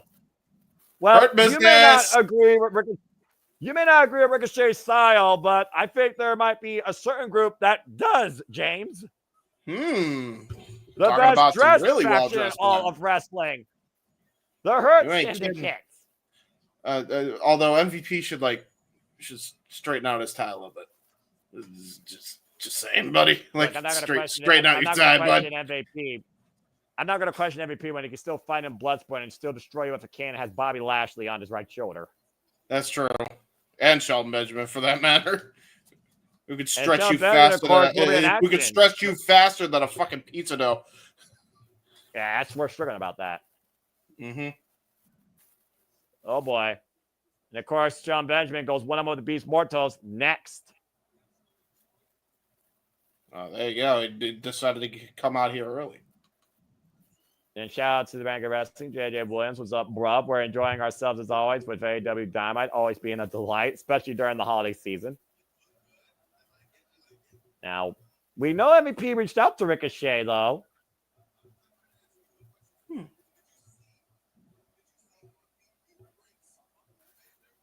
MVP doesn't sound impressed at all.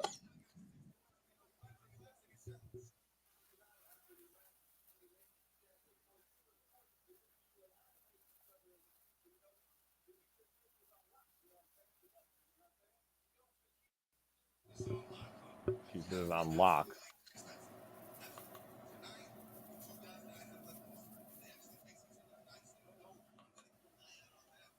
This Saturday.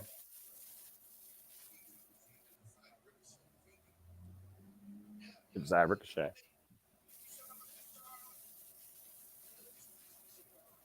Oh, no. Yeah, about to say. Yeah, I think MVP is down with Ricochet. No!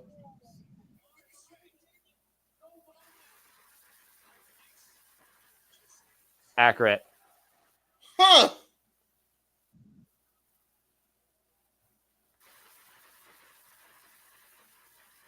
I think this is just another lesson MVP is trying to teach Ricochet here. Huh. I'm not sure what to make of any of this, but he's lucky he got out here without being hurt. I mean, Bobby Lashley literally just manhandled Ricochet by the tie.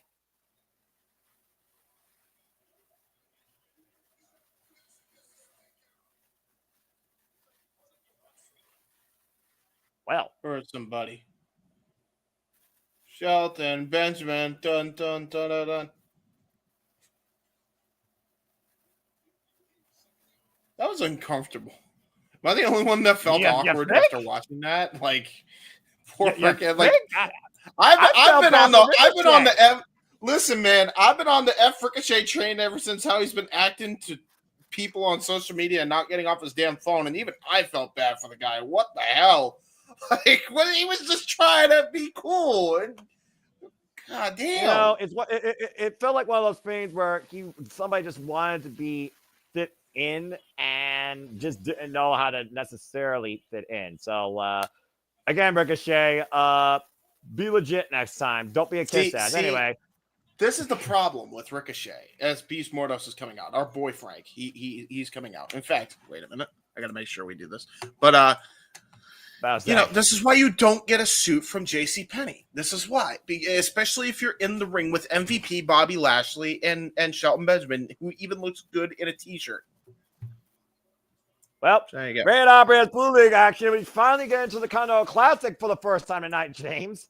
I think the guys really could just be dedicated as we got the Beast Mortos for Shelton Benjamin. Our first of 3 Continental Classic matches tonight. Continental tie-up here applied so far. And you talked about before how Beast Mortos pretty much has had nothing but a goose egg, but impressive performances. And Shelton Benjamin right now, after what happened with Ricochet, Shelton Benjamin might be a little worried about retaliation from MVP if he doesn't get 3 points here. And MVP, again, seconds are banned from ringside.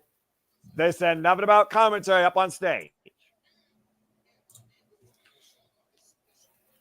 Submission grappling. They've been working on their submission grappling, bro. Oh, shit.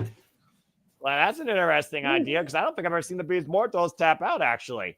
And up and around, Beast Mortos takes Benjamin with the tiaras. And by the way, look down. Yeah, I was about to say, look down, look up, look everywhere. Got right up against the Beast Mortos. I called him Frank. Lock. Oh, dadgummit, James. Delcana roll, prevented by Shelton Benjamin. Hip toss, reversal by Beast Mortos. Capture the leg. Might be looking for an ankle lock. Or single leg grab here. Single leg grab. Oh, wow. Turns it into an Indian deathlock twist after the Calgary crab. That was brilliant submission game there by Beast Mortos. Again, MVP literally talking about he was disappointed with Shelton Benjamin for not hurting Kyle Fletcher in his last match. And ultimately, that might well have caused Shelton Benjamin that match that night. Beast Mortos now grazing the ropes, and Shelton Benjamin taking the feet up from underneath him. This is not going to be good for Beast Mortos. Leaping knee strike sends Beast Mortos to the outside. And stay with us, folks, with the Continental Classic actually continues in picture. And again, fuck television. Yeah, so going back to what you're saying about Ricochet, we see more personality out of Ricochet here in AEW than ever in WWE, but man, was he freaking throttled. I was about to say, is it good that we see more personality out of Ricochet? Because the more he speaks, the more of a geek he looks. I'm going to be honest. That was not a good look for poor Ricochet, bro. That was the dumbest he looked no. since AEW, but he's only looked that dumb since he adopted what we were trying to get to the bottom to before MVP came out. This changing character. Remember, Ricochet ate his first loss in AEW against Continental for the AEW National Championship at Full Gear. And since then, he's adopted more of a desperate means to win. You saw what it took against Brody King last week. See, and that's the difference, too. And I think that's exactly why MVP rejected him. Bobby Lashley goozled him, and they ripped up the Hurt Syndicate business card because they're not looking for survivors. They're looking for brutality. They're looking for beasts, no pun intended to Frank, in that group, legitimately. Like, they don't want some kiss ass that only is down for the bare minimum to win a match. They want somebody that will do the maximum effort to win a match. And that, if that includes hurting people, so be it. You know? I mean, it sounds like a Bullet Club War Dogs MO. Bring gold, bring bodies, except they just do it more formally. Big right hand by Beast Mortos, and Shelton Benjamin with the big right hand to Beast Mortos, rocking the Beast in the corner. I feel like I'm saying Beast too many times here, but that's literally his name. Well, again, they did talk about how they're working on their striking and submission game for Shelton Benjamin. And look at that. Nice kick right to the gut there. We haven't seen Shelton Benjamin win with a submission yet in AEW, so it'll be interesting to try and do that here against somebody as big as the Beast Mortos. Now looking to hook him up for a suplex here. And again, Beast Mortos, winding his base. Keep in mind, he actually adopted a Patriot submission hold back in his Team Angle days, so it will be interesting to see if he actually busts that out in this matchup. That was the last time I think he's ever won anything with a submission move. Nice drop kick right to the legs of Shelton. Body straw cradle by Beast Mortos, roll up, gets a 2 count. Yeah, that was a close 2 Shelton count, but a great clothesline. Shot. Jesus. Yeah, that was just a clubbing body in that. Yeah, that was just a clubbing blow. That wasn't even a clothesline, really. We're back here on AEW Dynamite with the Continental Classic underway for the Blue League. And, of course, through the coming tonight, Gold League action. As, of course, we're getting pretty much 2/3 of the way for Continental Classic. And another body strong cradle by the Beast Mortos gets a 2 count. He's trying to have him. He's trying to wear down Shelton. You see, this is why I say the Beast Mortos is channeling his inner Frank, because this dude is acting intelligent here. He is trying to wear down Shelton Benjamin here in the middle of that ring. And it's actually proven to be fruitful here because look at how gassed Shelton looks.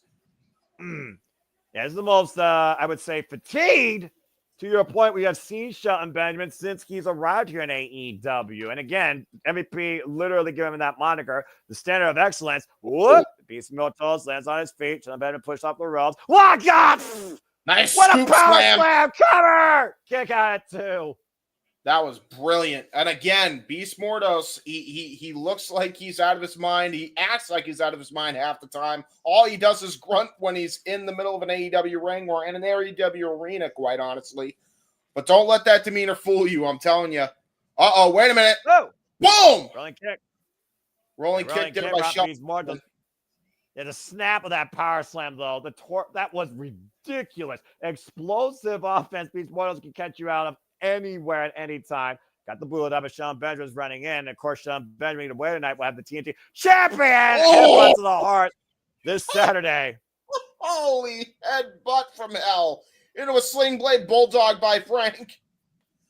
I'm not sure if he got all of it, though. It almost looked like he grazed his head, but to your point, he did take him down face first. Now the Beast Mortos looking for something big here out of the corner. What the hell? Gonna go for that. Big guy going upstairs! Floating bro there by the Beast Mortos! Come here! Hit the far leg! Kick out to now by Benjamin. What's up, JJ? Good Lord. And, of course, we know how tough it is to keep down Shelton Benjamin, though. Again, it took dubious means for Kyle Flater to beat this man last week on Dynamite. And prior to that, Shelton Benjamin's only loss was to Swerve Strickland in a war at Fright Night. Now hoisting wait a minute. Nice reversal around. there. Oh, shit. Dominator? Ready, power slam! We did talk about earlier, like you said, MVP. What the hell? Mortos just throws up like Undertaker. Then Shelton Benjamin with a look of disbelief. Uh-oh. Oh, God, headbutt again in the heart. Jesus Christ. Rolling elbow. See, if Killswitch can come back, I think you found your new tag team partner, bud. Super kick as Beast Mortos. Wow! Running in. A great extension of the leg. You were saying, James? What a Solvat right to the side of the jaw by Shelton Benjamin. Hey, Scotty Beast Mortos here. German suplex. Suplex City. This is what Shelton Benjamin does so damn well. The explosive nature and just the pop on those German suplexes. There's a reason why this man was literally endorsed and trained by Kurt Angle. And 3 German suplexes. What a release. There's a reason why he trained Brock Lesnar. Okay, now how about wrestling alumni, to your point? All-round collegiate athletes. And Shelton Benjamin, once again, 3-point stance. Scott Beast Mortos running in with the rising knee strike. Jesus almighty Christ, what a freaking knee strike. Yeah, again, Beast Mortos using the ropes, though, to keep himself up here. Somehow find a way back in this fight. Another rising knee. I think Beast Mortos is about to have another loss to his record here. T-Bone! Got it! Cover 2. That is 3 points for Shelton Benjamin. Yep. Thanks for coming, Mortos. And as MVP just christened it, James, that is now called the hurt fall. And talk about a hurtful fall. Shelton Benjamin puts down the Beast Mortos and goes up to 6 points in the Continental Classic. Brilliant strategy there by Shelton Benjamin, and just absolute brutality here by the Hurt Syndicate member. Massive win. Yeah, massive win here. And you see the Hurt Syndicate coming in the ring. MVP and Bobby Lashley impressed tonight with Shelton Benjamin's performance. 2 matches remaining for Shelton Benjamin. 6 points still to get. Oh, come on. They're not done. No, leave my boy Frank alone.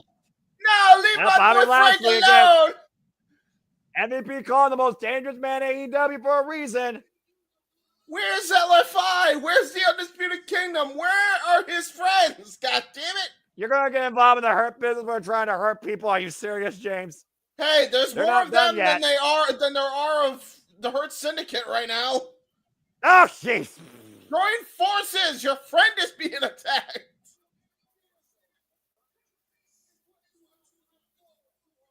Statement made ahead of facing Dan Garcia this Saturday.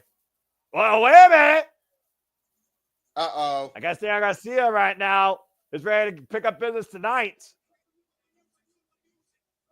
Whoa, he's fired up.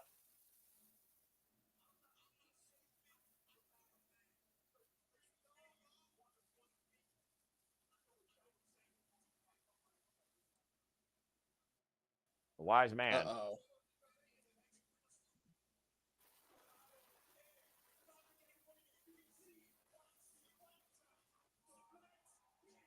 Daniel, this is where pride is foolish. Don't do this, man. No, Daniel. Wait a minute. Wait, well, he's Daniel. not coming in alone, apparently. Here comes Mark Briscoe. Damn boy. Well, Mark Briscoe's always up for a fight, no matter what the numbers are. Oh, yeah. They're still numbers, though. Well, I mean, they're outnumbered 2. Well, actually, not technically. Uh-oh. God. Well, now they are. He just snapped that cane on Mark Briscoe's back and block. God, and there gets planted down by Bobby Lashley. And clothesline wipe out of Mark Briscoe. Boys, why didn't you get the numbers even to your side? Oh, Jesus, Harlem sidekick again. And you see what MVP is holding here. And again, if Daniel Garcia loses this Saturday, that very well could be the near future of the TNT Championship in the hands of the Hurt Syndicate.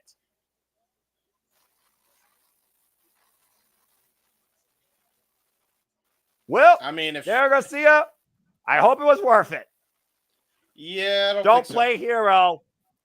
Don't play hero as a one-man army against literally a militia. I was about to say, you know who's the map militant? As MVP does the chant, because what does the Hurt Syndicate do? We hurt people. And again, Mark Briscoe goes one with Beast Mortos, and Daniel Garcia goes one with Shelton Benjamin this Saturday in the Continental Classic. Let's take a look at the updated leaderboard, James. There you see Kyle Fletcher still in first place with one more match. Kazuchika Okada is in second at 7, But Briscoe and Benjamin are both tied now at 6. There we go. Oh, I man, actually this thing just is screen so capped damn that. tied up. Now, this thing I is do- so damn tied up at this point. I have no idea who's heading to World's End at this point. I have the screen cap of the Blue League. I will be showing that momentarily. Go for it, bro. As we got a moment to breathe here. Don't try and interview these Mortos. He doesn't say anything. He only says stuff when you get him at his lawyer's office, not in AEW shows. Come on, you know We're this. never going to see that side of him here, Jay, so it doesn't matter. It doesn't exist. Yes, it does. No, it doesn't. It does. Oh, for the love of Pete. You're going to have to get a picture of him in his I don't know, lawyer Pete. attire. Who's this Pete you speak of? Who's this Pete you speak of? I don't know this Pete. Oh, my gosh. I'm surrounded by buffoons every day of my life, even at work. Anyway, Here are folks, the that is updated the bracket. updated. Yeah, that's the updated bracket for the Blue League. Again, folks, if Kazuchika Okada wins, he will go to 10. He will pretty much cement himself for second place with critical tiebreakers over the likes of Shelton Benjamin and Mark Briscoe. If Mark Briscoe beats the Beast Mortos and ends at 9 points, while if Kyle Fletcher wins, he's a lock guaranteed if he beats Daniel Garcia and will also have the highest score in the block. Indeed, indeed. That Looking good, huge folks. possibility. And we're going all in on the Continental Classic, and we'll be going all in next year when AEW goes to Texas. All in Global Life Field, Saturday, July 12th, and I cannot wait for that show. Every all in has been nothing but stellar. I'm surprised you're not I'm going to sure it'll go be to even that greater. long. It's one of those Oh yeah, things you're where, not in the South. Actually, you're not in the South, are you? I forgot. I am about nowhere that. near Never the mind. South. You kidding me? Yeah, I forgot. You're on Eastern time zone. I'm stupid. That's King, who's in the Yeah. South. He's near Well, Oklahoma. You're honest with yourself. We know what you are. It's all right, bro. We Yes, all have those yes. moments, but I don't think you're stupid all the time. Not At all the least time, but not, just you know, most of with the your time. talent, but on camera, you pretty much are. I was about to say Most of the time. Yeah, most of the time, you're a freaking goof. You're a nut. Well, speaking of being goofy and nutty, Yeah, exactly. here most is of the time. here's where you could see our goofy and nutty selves. And now for a taste of things to come.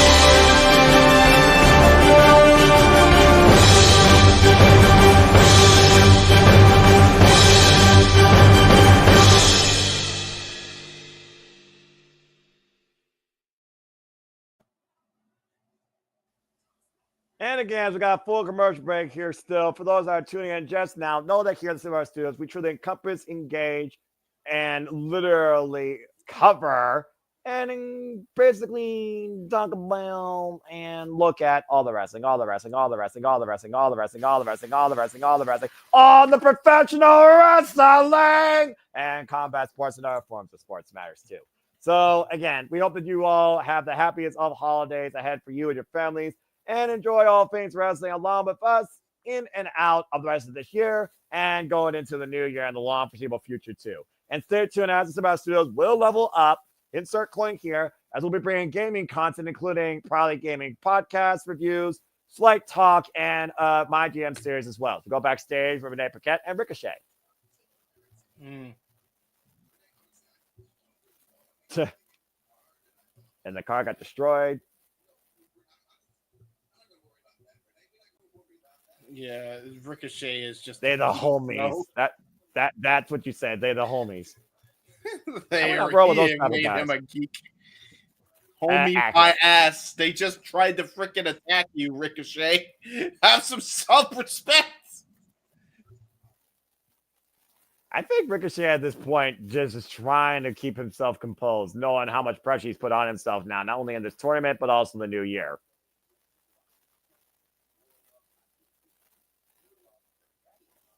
And of course, we talked about before how he hasn't beaten Will Ospreay.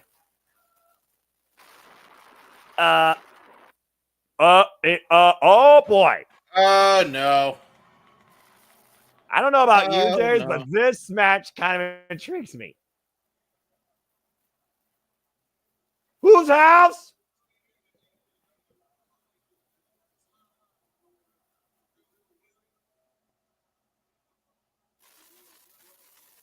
Ooh. Real name drop. Huh. Swerve Strickland. Swerve Strickland dropping Trevor.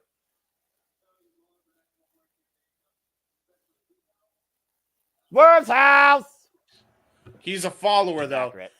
Wait, hold on, Ricochet. Hold on, Ricochet. Hold on, wait, time out. Hold on a second. Ricochet, buddy, you say that being a follower won't work in AEW. You literally have a follower that made your entire run in AEW as successful as it was with a dance and a chant, and helped you with. That was an interesting return. Let's go ahead and look back at hold on. Let me finish. I know there's go ahead real quick, because this is far more important to me. Yes.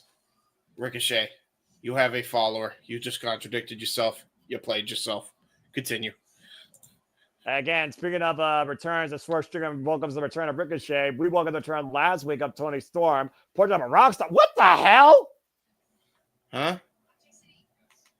I'm so confused. My brain hurts. I understand being timeless. You're not bound by the space-time continuum, but what happened to this rock star, Tony Storm, during all that time? Was she stuck in limbo? I think she's suffering from memory loss. Or a midlife crisis, if not both. I mean, let's not forget, RJ City was the producer for the entire time the saga. So I guess this only makes sense that RJ, as bizarre as he is, this bizarre set return. So apparently, this Tony Storm has not been AEW Women's World Champion tag alongside of those type of Yoshida. That a little bit word association.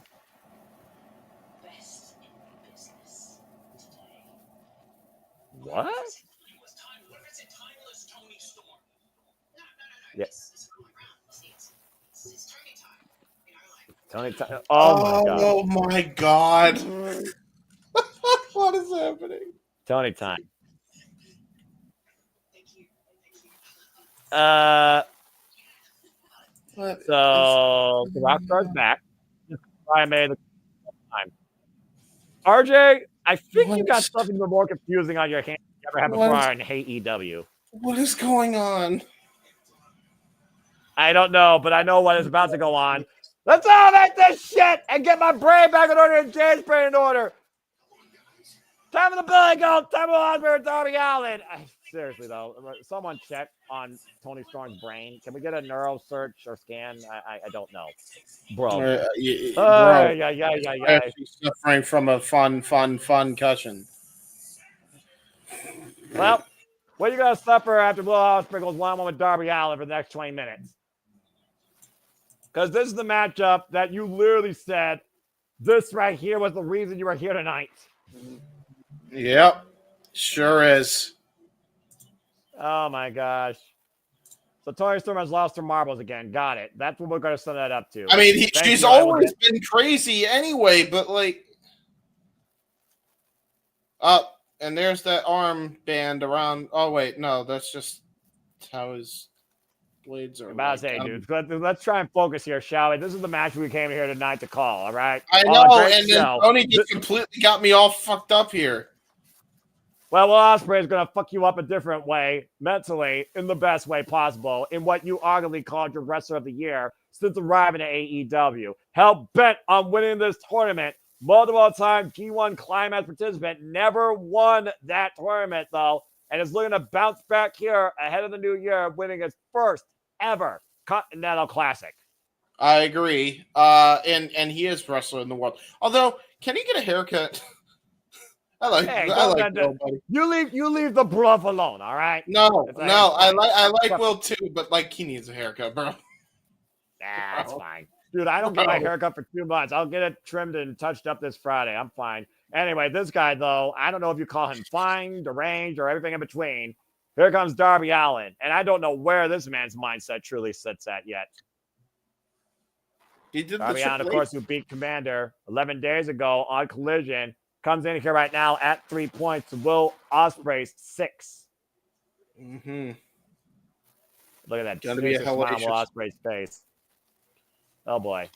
What was the warning I had about this match before we started calling it? Oh yeah. I pray for both these men's physical well-beings. Yeah, right. I will say this though, and this is something to definitely point out. The set is amazing. I didn't mention it, but there's a bunch of Christmas gifts and Christmas decorations and all that good stuff. Yeah, imagine that personality on a wrestling. Yeah, dude, personality on a wrestling set that's not an LED light.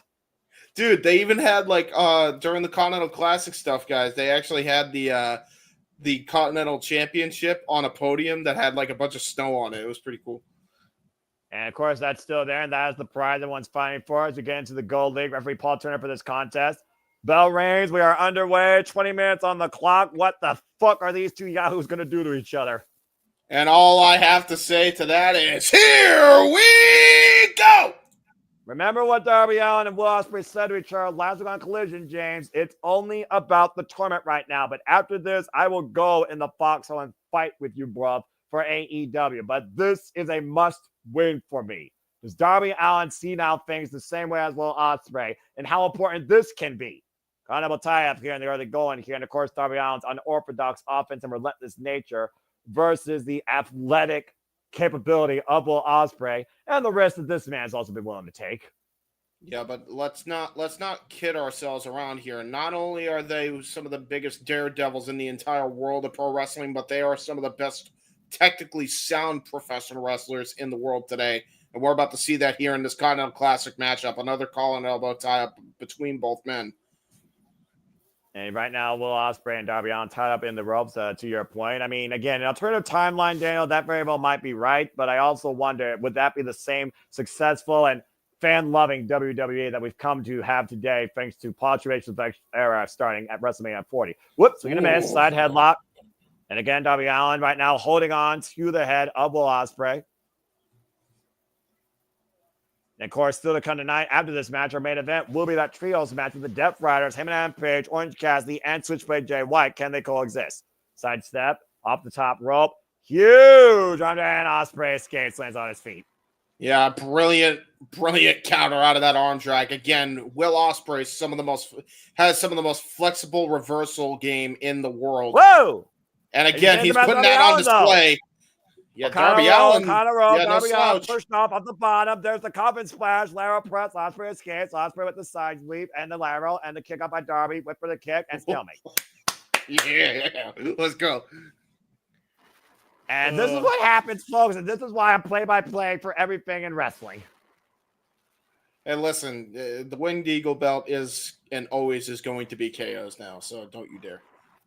Well, I mean, Is it going to be? I'm just saying. Cody Rhodes is going to be held back on revenge. We're going to get Homelander, though, or it's still the same Cody Rhodes? That remains to be seen. We'll talk about that later. And again, Will Ospreay. Homelander. Nice knife edge chop, though.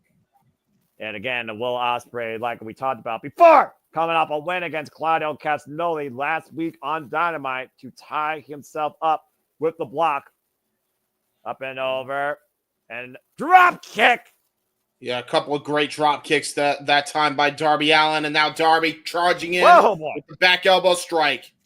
Constant offense here, but Will Ospreay with the sidestep. Darby gets the boots up, though. Darby the second rope. Knife edge chop. Drops Darby hard to the floor. Yes, almighty Christ. One of the most vicious knife edge chops from anybody you will ever see not named Walter. And Ospreay right now, he might be looking to fly. Will the assassin rise? And up and over with the flip. Darby and Darby out looking like a bullet. Got all of it. And that cannonball literally hit Will Ospreay into the barricade. Yeah, suicide dive cannonball by Darby Allin, and now he climbs to the top rope. Gonna look for the coffin drop early. Ospreay's on the apron, though. You don't think Darby Allin would still play Darby, no, you stupid bastard, no. Down the top rope, coffin drop, crouch on the apron.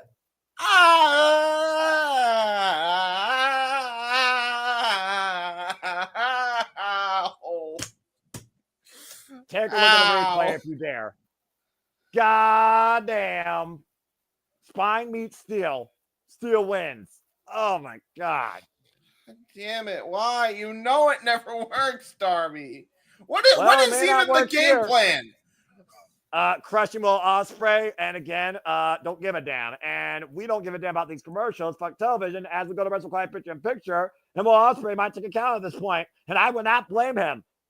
And Ospreay up and over with the plunge as Darby somehow got up to his feet. Darby, I've said this 655 times, I think, in AEW's existence. I'm going to say it again.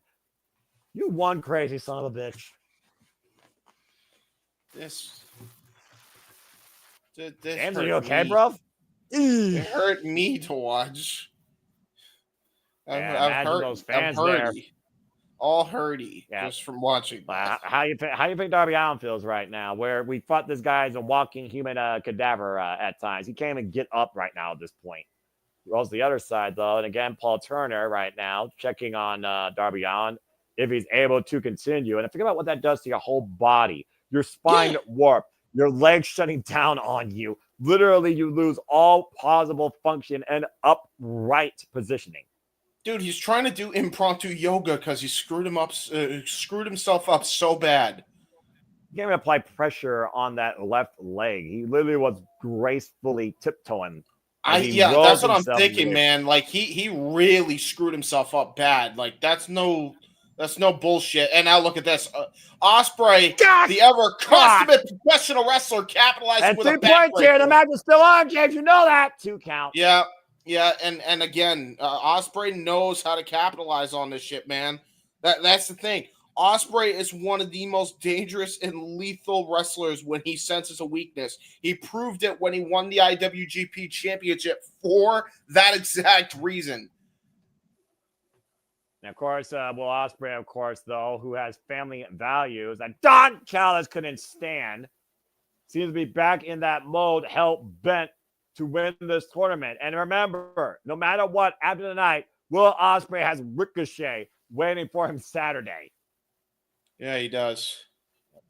And hoisted up. Big scoop slam here by Will Ospreay. And now looking for just a lunging knee drop. Cover. 2 count only. Great knee strike. Yeah, very much a homage to AJ Styles, one of his childhood heroes. We talked about how many influences of Will Ospreay, of course, including the great Sasuke. We'll talk about some more influences from all disciplines of wrestling, including Pro Wrestling NOLA. When we covered NOLA the New Year, also part of our New Year launch at the Stupid Larbo Studios, where we'll be covering literally everything in the span of 7 days. And right now, chin lock applied here, and you see the knee driven into the spine, if that spine's still there, of Darby Allin. Wrenching back on the neck as Darby's trying to break the fingers here. And again, folks, 20-minute time limit. If it goes to a draw, both men get 1 point. I have no idea what the time's up to right now, but I think Darby already fucked himself up in less than 5 minutes. Yeah, this is why I don't know why you do this to yourself, Darby. Oh my God, he got it! He got it, but look at how much damage it did to himself. Darby Allin said at one point he will die for this. And Will Ospreay literally said the same thing. He will die for his legacy. So, again, you should not be surprised what these two are willing to do. Wall kick, and Ospreay cut Darby Allin. Darby Allin personal. Darby Allin slips to the back door. And once again, Continental out millionaire! Brilliant! Oh my God! Both men just showing why they're the best pound for pound counter wrestlers right now. And the fans are literally on their feet, loving every bit of this. Again, in the most insane match of the night. This is what the Continental Classic's all about. This is what AEW's been all about. You can talk about Twitter twats, trot waffles. You can talk about idiots of social media. But, James, you cannot argue when it comes to pay-per-views and the best in-ring work, too. AEW does not miss. Oh, wait a minute. Cheeky Nando's incoming. Oh, God. All of it. Oh, my God. Darby got knocked the F out. Especially during tournament season. I'm just going to put that out there just as a caveat in case folks are wondering. Now, Ospreay going up to the top rope. Is he looking for possibly... Oh, but for that leap of faith, roll through. Darby Allin, though, up and over. Code Red denied. Reversal. Lands on his feet. What? Got a hidden blade to the face. What? And hoists it up on the shoulder. Darby Allin. Come What? Come on. What? He got him down. What? What the fuck? What the fuck was that? One of the damnedest exchanges I've ever seen. Do not blink, James. Alabama slam, lands on his feet, hits a hidden blade, face first to Darby, go for the Stormbreaker. Darby Allin somehow hooks Ospreay, 4 code red, and gets 2 9/10. I'm speechless. I can tell. I'm lost for words, Noah. You get it. I can tell, James. It's what the Ospreay's done to you this whole year. This is counter-professional wrestling at its greatest. And now both men are gassed beyond belief. They're both trading forearm strikes. Oof. Holy hell. That one just staggered Darby on his own feet. He's spaghetti-legged. Yeah, you know Darby Allin, though, has got the biggest heart probably if he doesn't have the biggest fizz. Knife edge chop, the wavering Darby, who still remains upright. And Will Ospreay demands Darby Allin's best. Knife edge chop, though. And again, Will Ospreay asking more from Darby. Again, the clock has to play a factor here at some point. Damn it! Oh, God damn! And maintains wrist control. And Daniel, you might be onto something. Yeah, honestly. Oh, Jesus. Knife edge chops maintaining wrist control, by the way. There's a 40-plus pound difference, by the way, in case you're wondering, folks, with Darby Allin and Will Ospreay. Ospreay, of course, the heavier of the two. Yeah, he's no junior heavyweight anymore. How is Darby even on his feet after all this abuse? One word, James. Relentless. Knife edge chop again. It's like, hit me again, and I'm just going to keep coming back. Arm ringer, and Darby Allin rolls through. Body, straw, cradle, cover. One Ospreay, 2! Oh! That was 2.9. Holy super kick by Ospreay! Looking for the Os cutter. Darby Allin sidestepped off the second rope. Coffin drop! Cover! 2! No! What the hell? A springboard coffin drop, and he still couldn't put him away! Oh, Jesus, I'm not going to have a voice after this match. I'm losing my shit. This is what AEW does to me, unlike anything else weekly on television. At least one time a night. I don't even know. I haven't even checked the time yet, Daniel. I don't know. Yeah, all I know is they've been going for a while. They'll tell me like 5 minutes or 1 minute left, I think, and oh, dear God. Oh, Jesus almighty Christ. Darby Allin and Will Ospreay on opposite sides of a corner here in a possible superplex attempt. And Darby, massive headbutt. Will Ospreay lands on the apron, thankfully. Takes the feet out. Oh, and lands across top turnbuckle. Now Ospreay hooking up Darby Allin here. Oh, dear God. No way. No, not the style splash. No way. No. Will Ospreay? Oh, dear God. No. No, you sick bastard. Not onto the outside. Ospreay turning. Darby Allin from the apron. No. Right, James. Styles crash to the floor. Jesus Christ. And look at Ospreay immediately going for that knee. He really damaged his knee. That's bad. Oh, he really screwed himself up off that. And Darby Allin might legitimately be out here. Watch the way his knee lands. He buckled it. And keep this in mind, folks. The countdown, the clock is still ticking. And keep this in mind as well. They got 2 more matches after this, I believe, the both of them. And Will Ospreay took a tombstone, kick to the back of the head, and a brainbuster not too long ago at the last pay-per-view. So you know he's especially hurt after all this action. You also know that left arm and shoulder is still absolutely numb. And at this point, Will Ospreay will take a count out here. And I don't blame him. Paul Turner right now starting his count up to 6. If it goes to the 10, Will Ospreay will win 3 points. Look at Darby's hand. Look at Darby's hand. He's getting feeling back into his own body. I don't know how. He's crawling again. Up to 9, and Darby breaks the count. And Ospreay, Cutter! In the cutter, hook on the leg. No. What? This time Darby kicked out. Ospreay knows he has to finish him here. He has to pull up the hook, up on the shoulder. Storm, Darby counter! Darby counter! You gotta be kidding me! Scorpion death drop! Darby Allin broke the icon sting earlier to your point. How it's showtime! Coffin drop to the back of Ospreay. He's gonna go for another one! He wants to make sure this is it.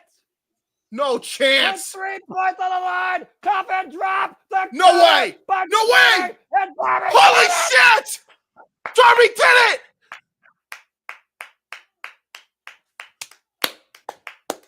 Unfucking believable. They gave this match away for free.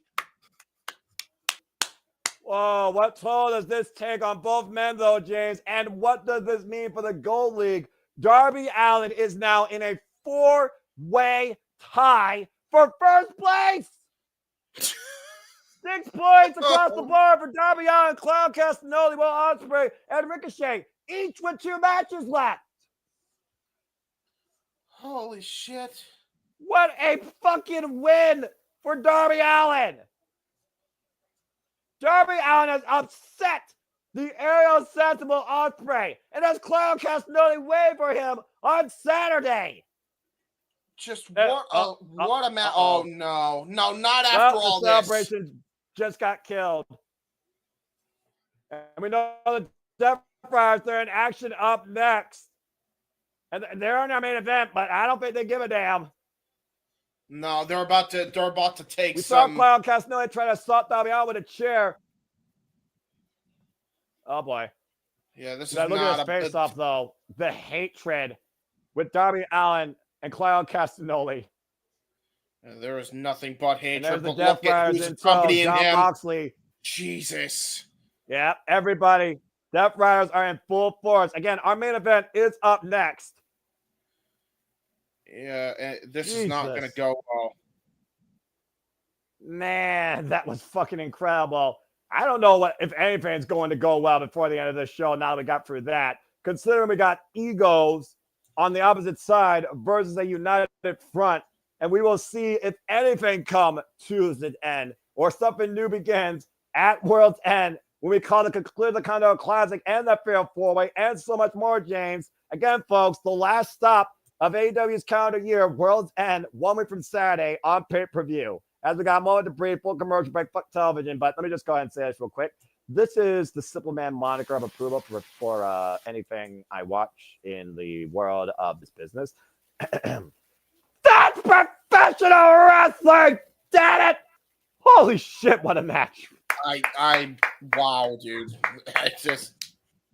I mean, Will Ospreay never ceases to amaze me in ring, but yeah. Shit. Jesus Christ. What a win, by the way, too. Yeah. With that being said, ladies and gentlemen, we're going to take one more commercial break. We are going to run the watch-along trailer one more time. If any match deserve it, it was that Gold League match. So take a look. And now for a taste of things to come.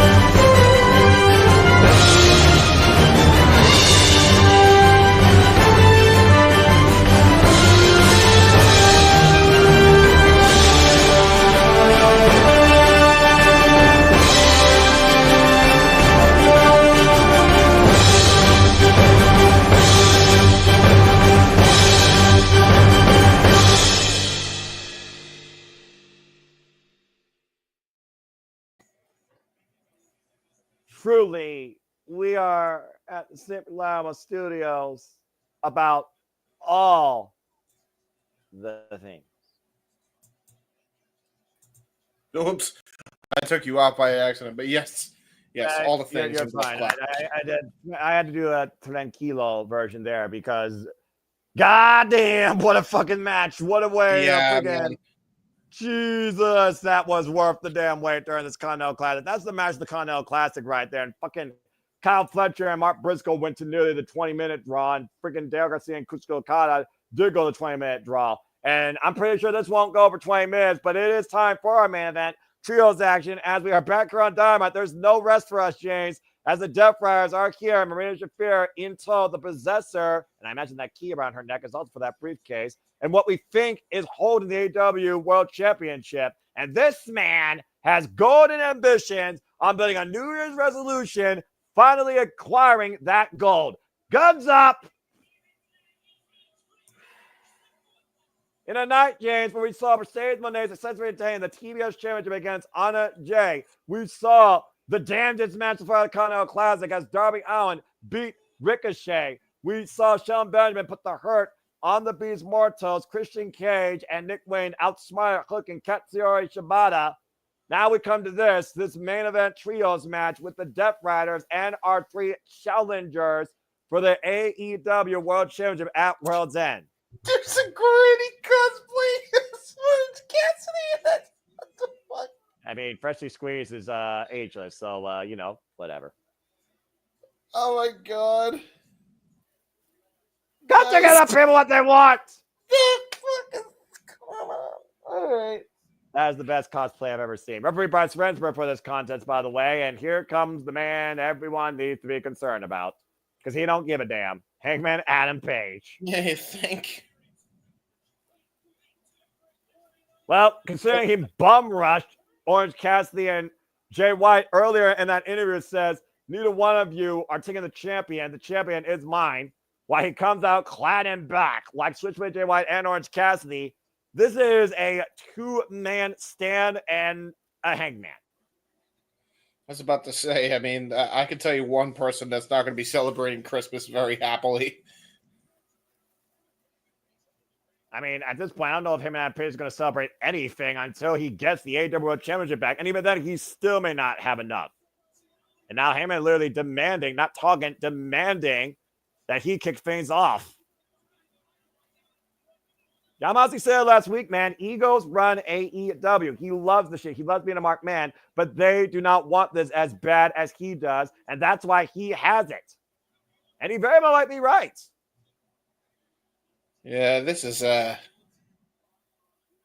not a man you want to be in the middle of the ring with right now, and I feel like Wheeler Yuta has just become a sacrificial lamb to the slaughter here. Oh, okay. Apparently Orange Cassidy just got tagged in. Well, again, Heyman said he wanted Jon Moxley, and Orange Cassidy has no problem punching Wheeler Yuta anymore in the face. Let's be honest here. Former best friends, former trainee and trainer. These guys have had wars over the International Championship. Right, and dropped in a kip up by Fred Scrooge Orange Cassidy. Yeah, and they have had brutal encounters. Whoa! In the past, but there was not as much hatred as there is now.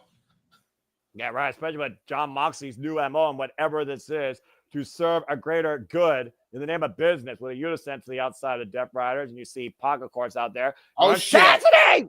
Oh, little floating throw there by Orange Cassidy. Okay. But you gotta be aware that Claudio Castagnoli and Maria Shafir are also out there, and Jon Moxley taking advantage of a shot to the throat. Well, then we got a Mongolian chop right to the jugular. And a tag made by Wheeler Yuta to Jon Moxley. The AEW World Champion is legal, and that spells bad news for everybody. Orange Cassidy throwing in. And again, Jon Moxley attacking the throat. That seems to be the MO on Orange Cassidy, trying to poison the man 2 weeks ago. Might be looking for a pile driver. Orange Cassidy fighting back here. And again, folks, it will be Jon Moxley defending the AEW World Championship in fatal 4-way against Orange Cassidy, Heyman and Switchblade, and White. Oh, beach break! What? Thank you, James. At AEW World's End. Beach break by Orange Cassidy going for a tag. Tagging a Jay White. Or not. Jay White backed away. So Heyman welcomed the hand, though. And now Heyman's, again, these three, they have one agenda in mind, and it's not each other's well-being. Period. Exactly my point. I mean, by the way, here we go. I know I didn't say it before, but I said it for the match that mattered the most. So, you know. I mean, that's justified. And Heyman, of course, very driven here tonight on one target as he circles and watching Jon Moxley. What is Shafir? Seriously, can we just get Shafir versus somebody here? Because she's not afraid to put your hands on anybody. Let's be honest. Oh, Jesus. Right to the back, though. Shot. I still say Shafir is the most dangerous member of the Death Riders. Well, I don't know. That Pac's pretty dangerous. Uh-oh. Yeah, I suppose that's true. And follow up. What? God! Jesus Christ. What a discus lariat by Hangman. Was that even a discus or just a lariat straight to the throat? Tag his ass in, he said.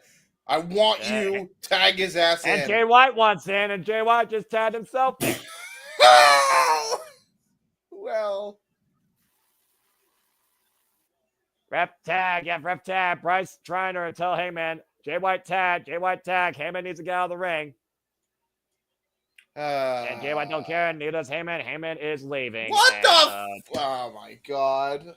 Hey, you remember when AEW said they weren't going to do this type of shit? Well. What Blair? Whoa! We talked about before, though, James, trying to get back on track here. Oh, God, man, what a clothesline. That was a clothesline. Honestly, Jay White might be the most dangerous pull right now for Jon Moxley AEW Championship. And Claudio Castagnoli, though, taking advantage on the outside, whamming on his guys with an uppercut. It's going to turn to bedlam here shortly, folks, I assure you. And Fitzer, the man, is to pick that picture as he hits a pile driver on Jay White.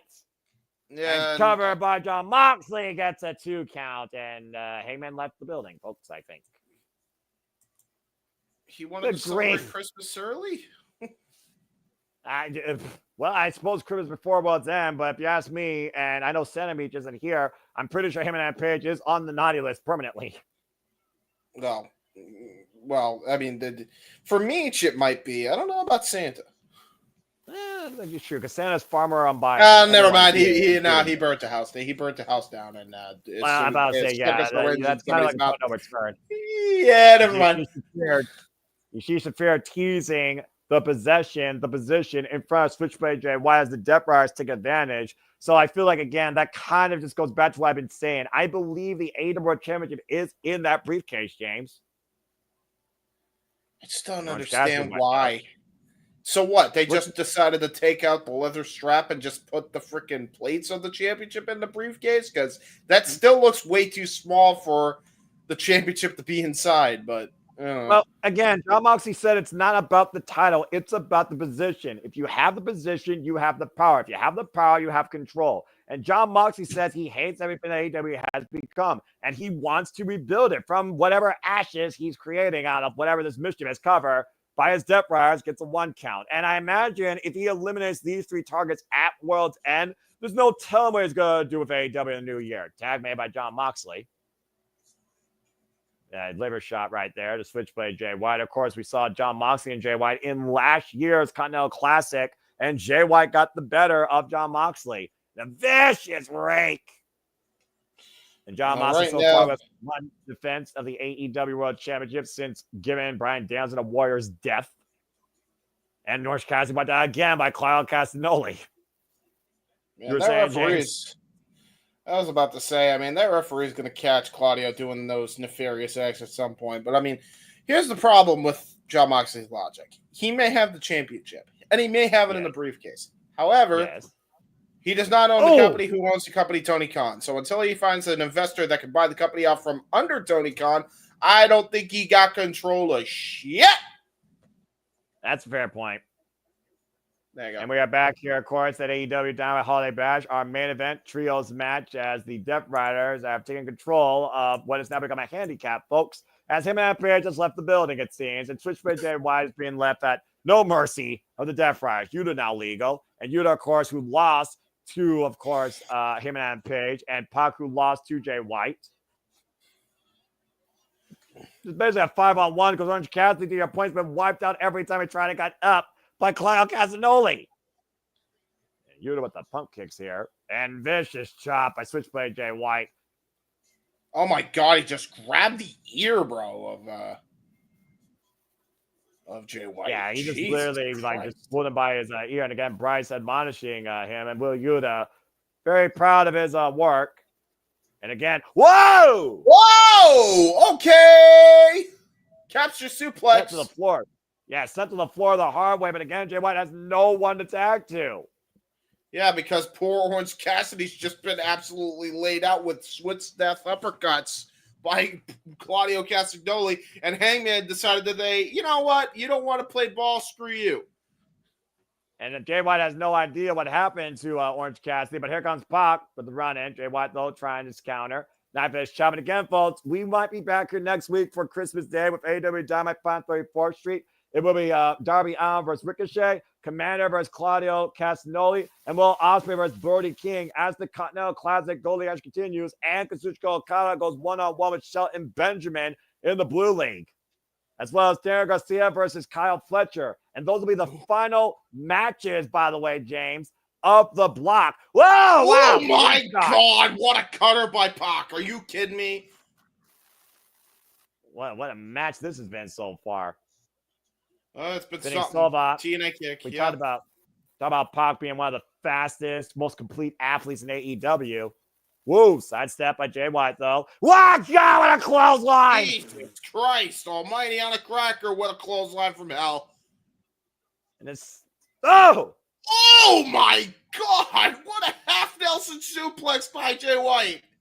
It's a cutthroat suplex, and you see Claudio, though. Rebound. German suplex by Pac, thanks to the strategy by Claudio. And Again, just the like numbers that, game. the Death Riders back in control. Okay. I mean, are you really surprised when you're looking face-to-face with Claudio Castagnoli and Marina Shafir on the other side? I'm just saying. No. And time made Jon Moxley here as Orange Cassidy is trying to finally get up and crawl his way up to the ropes. Jay White, though. Whoa! Oh, another suplex to Moxley, but Moxley got right back up. Oh! Hit him with his own Death Rider, did Jay White. And again, Jay White finally makes the 10 Orange Cassidy. Reluctant or not with the backhand, Orange Cassidy is legal. And implant DDT from the top rope by Freshly squeezing the kip up. And Orange Cassidy is finally in this match. Well, and the kick. Oh my God. The most dangerous kicks in all of eight. Oh, never mind. Well, right now he doesn't give a damn. Stomping a mud hole.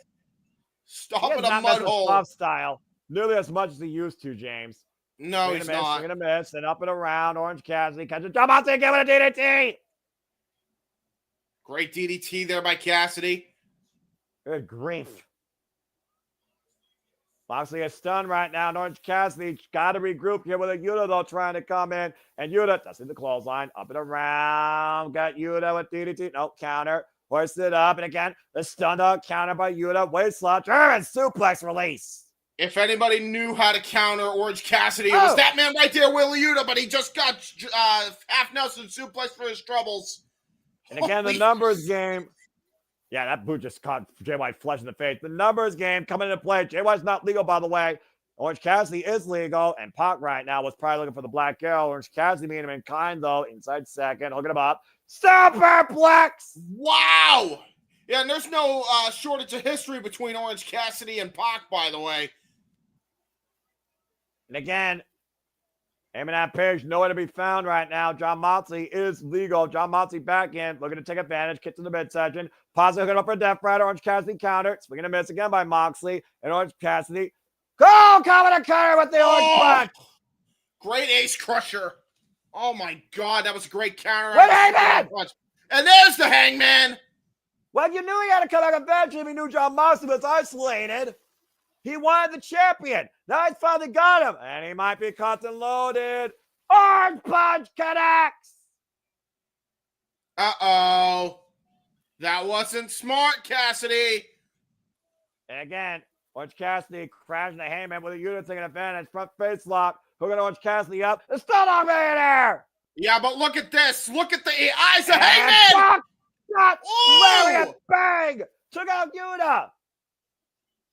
Having a give a damn, though. Pop back in. Jay White, though. The play right of the Pac. Oh, good And grief. they're still bickering. Hangman and Jay White. They're still bickering, man. Meanwhile, the two legal man. John Moxley. Orange Cassidy run up. John Moxley stole it. John Moxley stole it. Of course he did. Of course he did. And that proves John Moxley's points. Look at Thinking about yourselves versus the actual mission. Look at Cassidy's face, by the way. And again, Orange Cat. Oh boy, this is not going to end well. Shit's about to hit the fan right now. Shit's about to hit. You mean the already fan. has it? It already has it. Oh shit! And look at that, Moxley with a damn chair. I mean, at this point, John Moxley might just go take a seat and spectate this fallout here. Him and that Page, Orange Cassidy, and Jay White are at each other's throats. Death Riders are still looming at ringside. I think they're just waiting for somebody to take the other one out. And, you three might want to change gears and look at these four men that are looming here and Shafir. Well, here we go. I guess when your back's up against the wall, you don't think about anything else. We gotta fight. We gotta fight. And immediately, Shafir taking the champion out of harm's way while Claudio and Pac. Orange Punch connects. And Temper just blew over James with a Yuta right now, finding him and Page, while Shafir and Moxley are making a immediate exit, stage left. Oh, Jesus. Again, there will be no protection for the AEW World Championship come World's End. John Moxley versus Heyman and Page, Switch and Orange Cassidy. The very future of AEW at stake.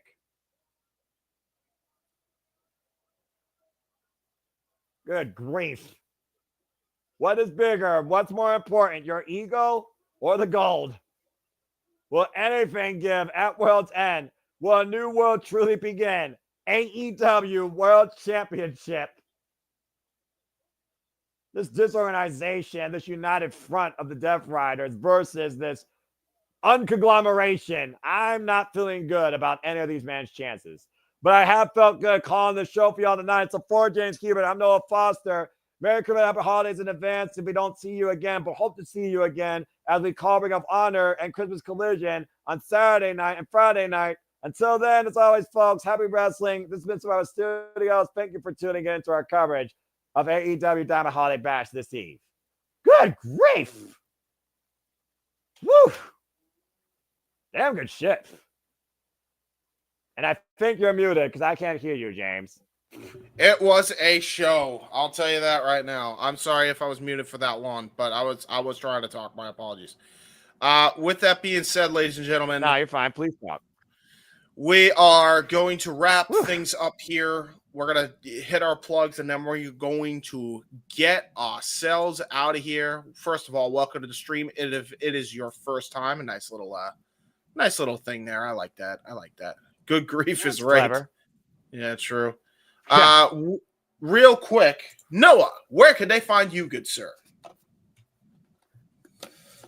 If people wish to continue to engage and find me in and out of social media where I barely be seen, then follow me if you choose on the Twitter and on YouTube primarily. And then Foster 9016 for all things wrestling. I haven't figured out I'm going to do a Blue Sky yet. I'm going to figure out some of that maybe New Year. Who knows? As I, of course, do AEW Impromptu, Cine Predicting, Prediction Leagues, Prediction Panels, and, of course, shared coverage across the entire of our studios with James and all the friends here. As I only wish to continue to encourage and remind you to just your life and enjoy wrestling too. It's truly as simple as that. And you guys can find me on the YouTube, Instagram, and X at JHebert95 and on Facebook at James Hebert. I'm really cool and dumb things on the internets. You can check out my Uncle Gary's documentary right now, 1 in a Million, The Man, the Myth, the Legend, available right now on YouTube.com. Go search up www.GaryHebert.com to check that out. You can follow the Renegade of Wrestling, who was supposed to be here tonight, but had prior obligations at the last minute. Go check out the Rage of Wrestling, Walter.Cruz.940, Walter Alex Cruz on Instagram and Blue Sky, and the Twitch, if you are watching on Twitch, at SRS1983, because that is the Simply Reliable Studios. You can check out our friend, the Renegade of Wrestling, JJ Williams, at the Renegade JJ Williams on Instagram, at Cassidy 18 Studios on YouTube, at Blue Sky and X at ROWJJ Williams. You can check out our good old pal Jeff Meacham at the Jeff Meacham Network, YouTube at Jeff Meacham, Instagram X and Blue Sky _ Jeff Meacham, and Facebook also at Jeff Meacham. And that will do it for our short plugs. Thank you very much for joining us here tonight, ladies and gentlemen. For the simple man with the spectacular voice, Noah Foster, I am the He-Man, James Hebert, and until next time, we will see you for the next call. Have a good night, everybody. Have a good night, folks. Good Lord.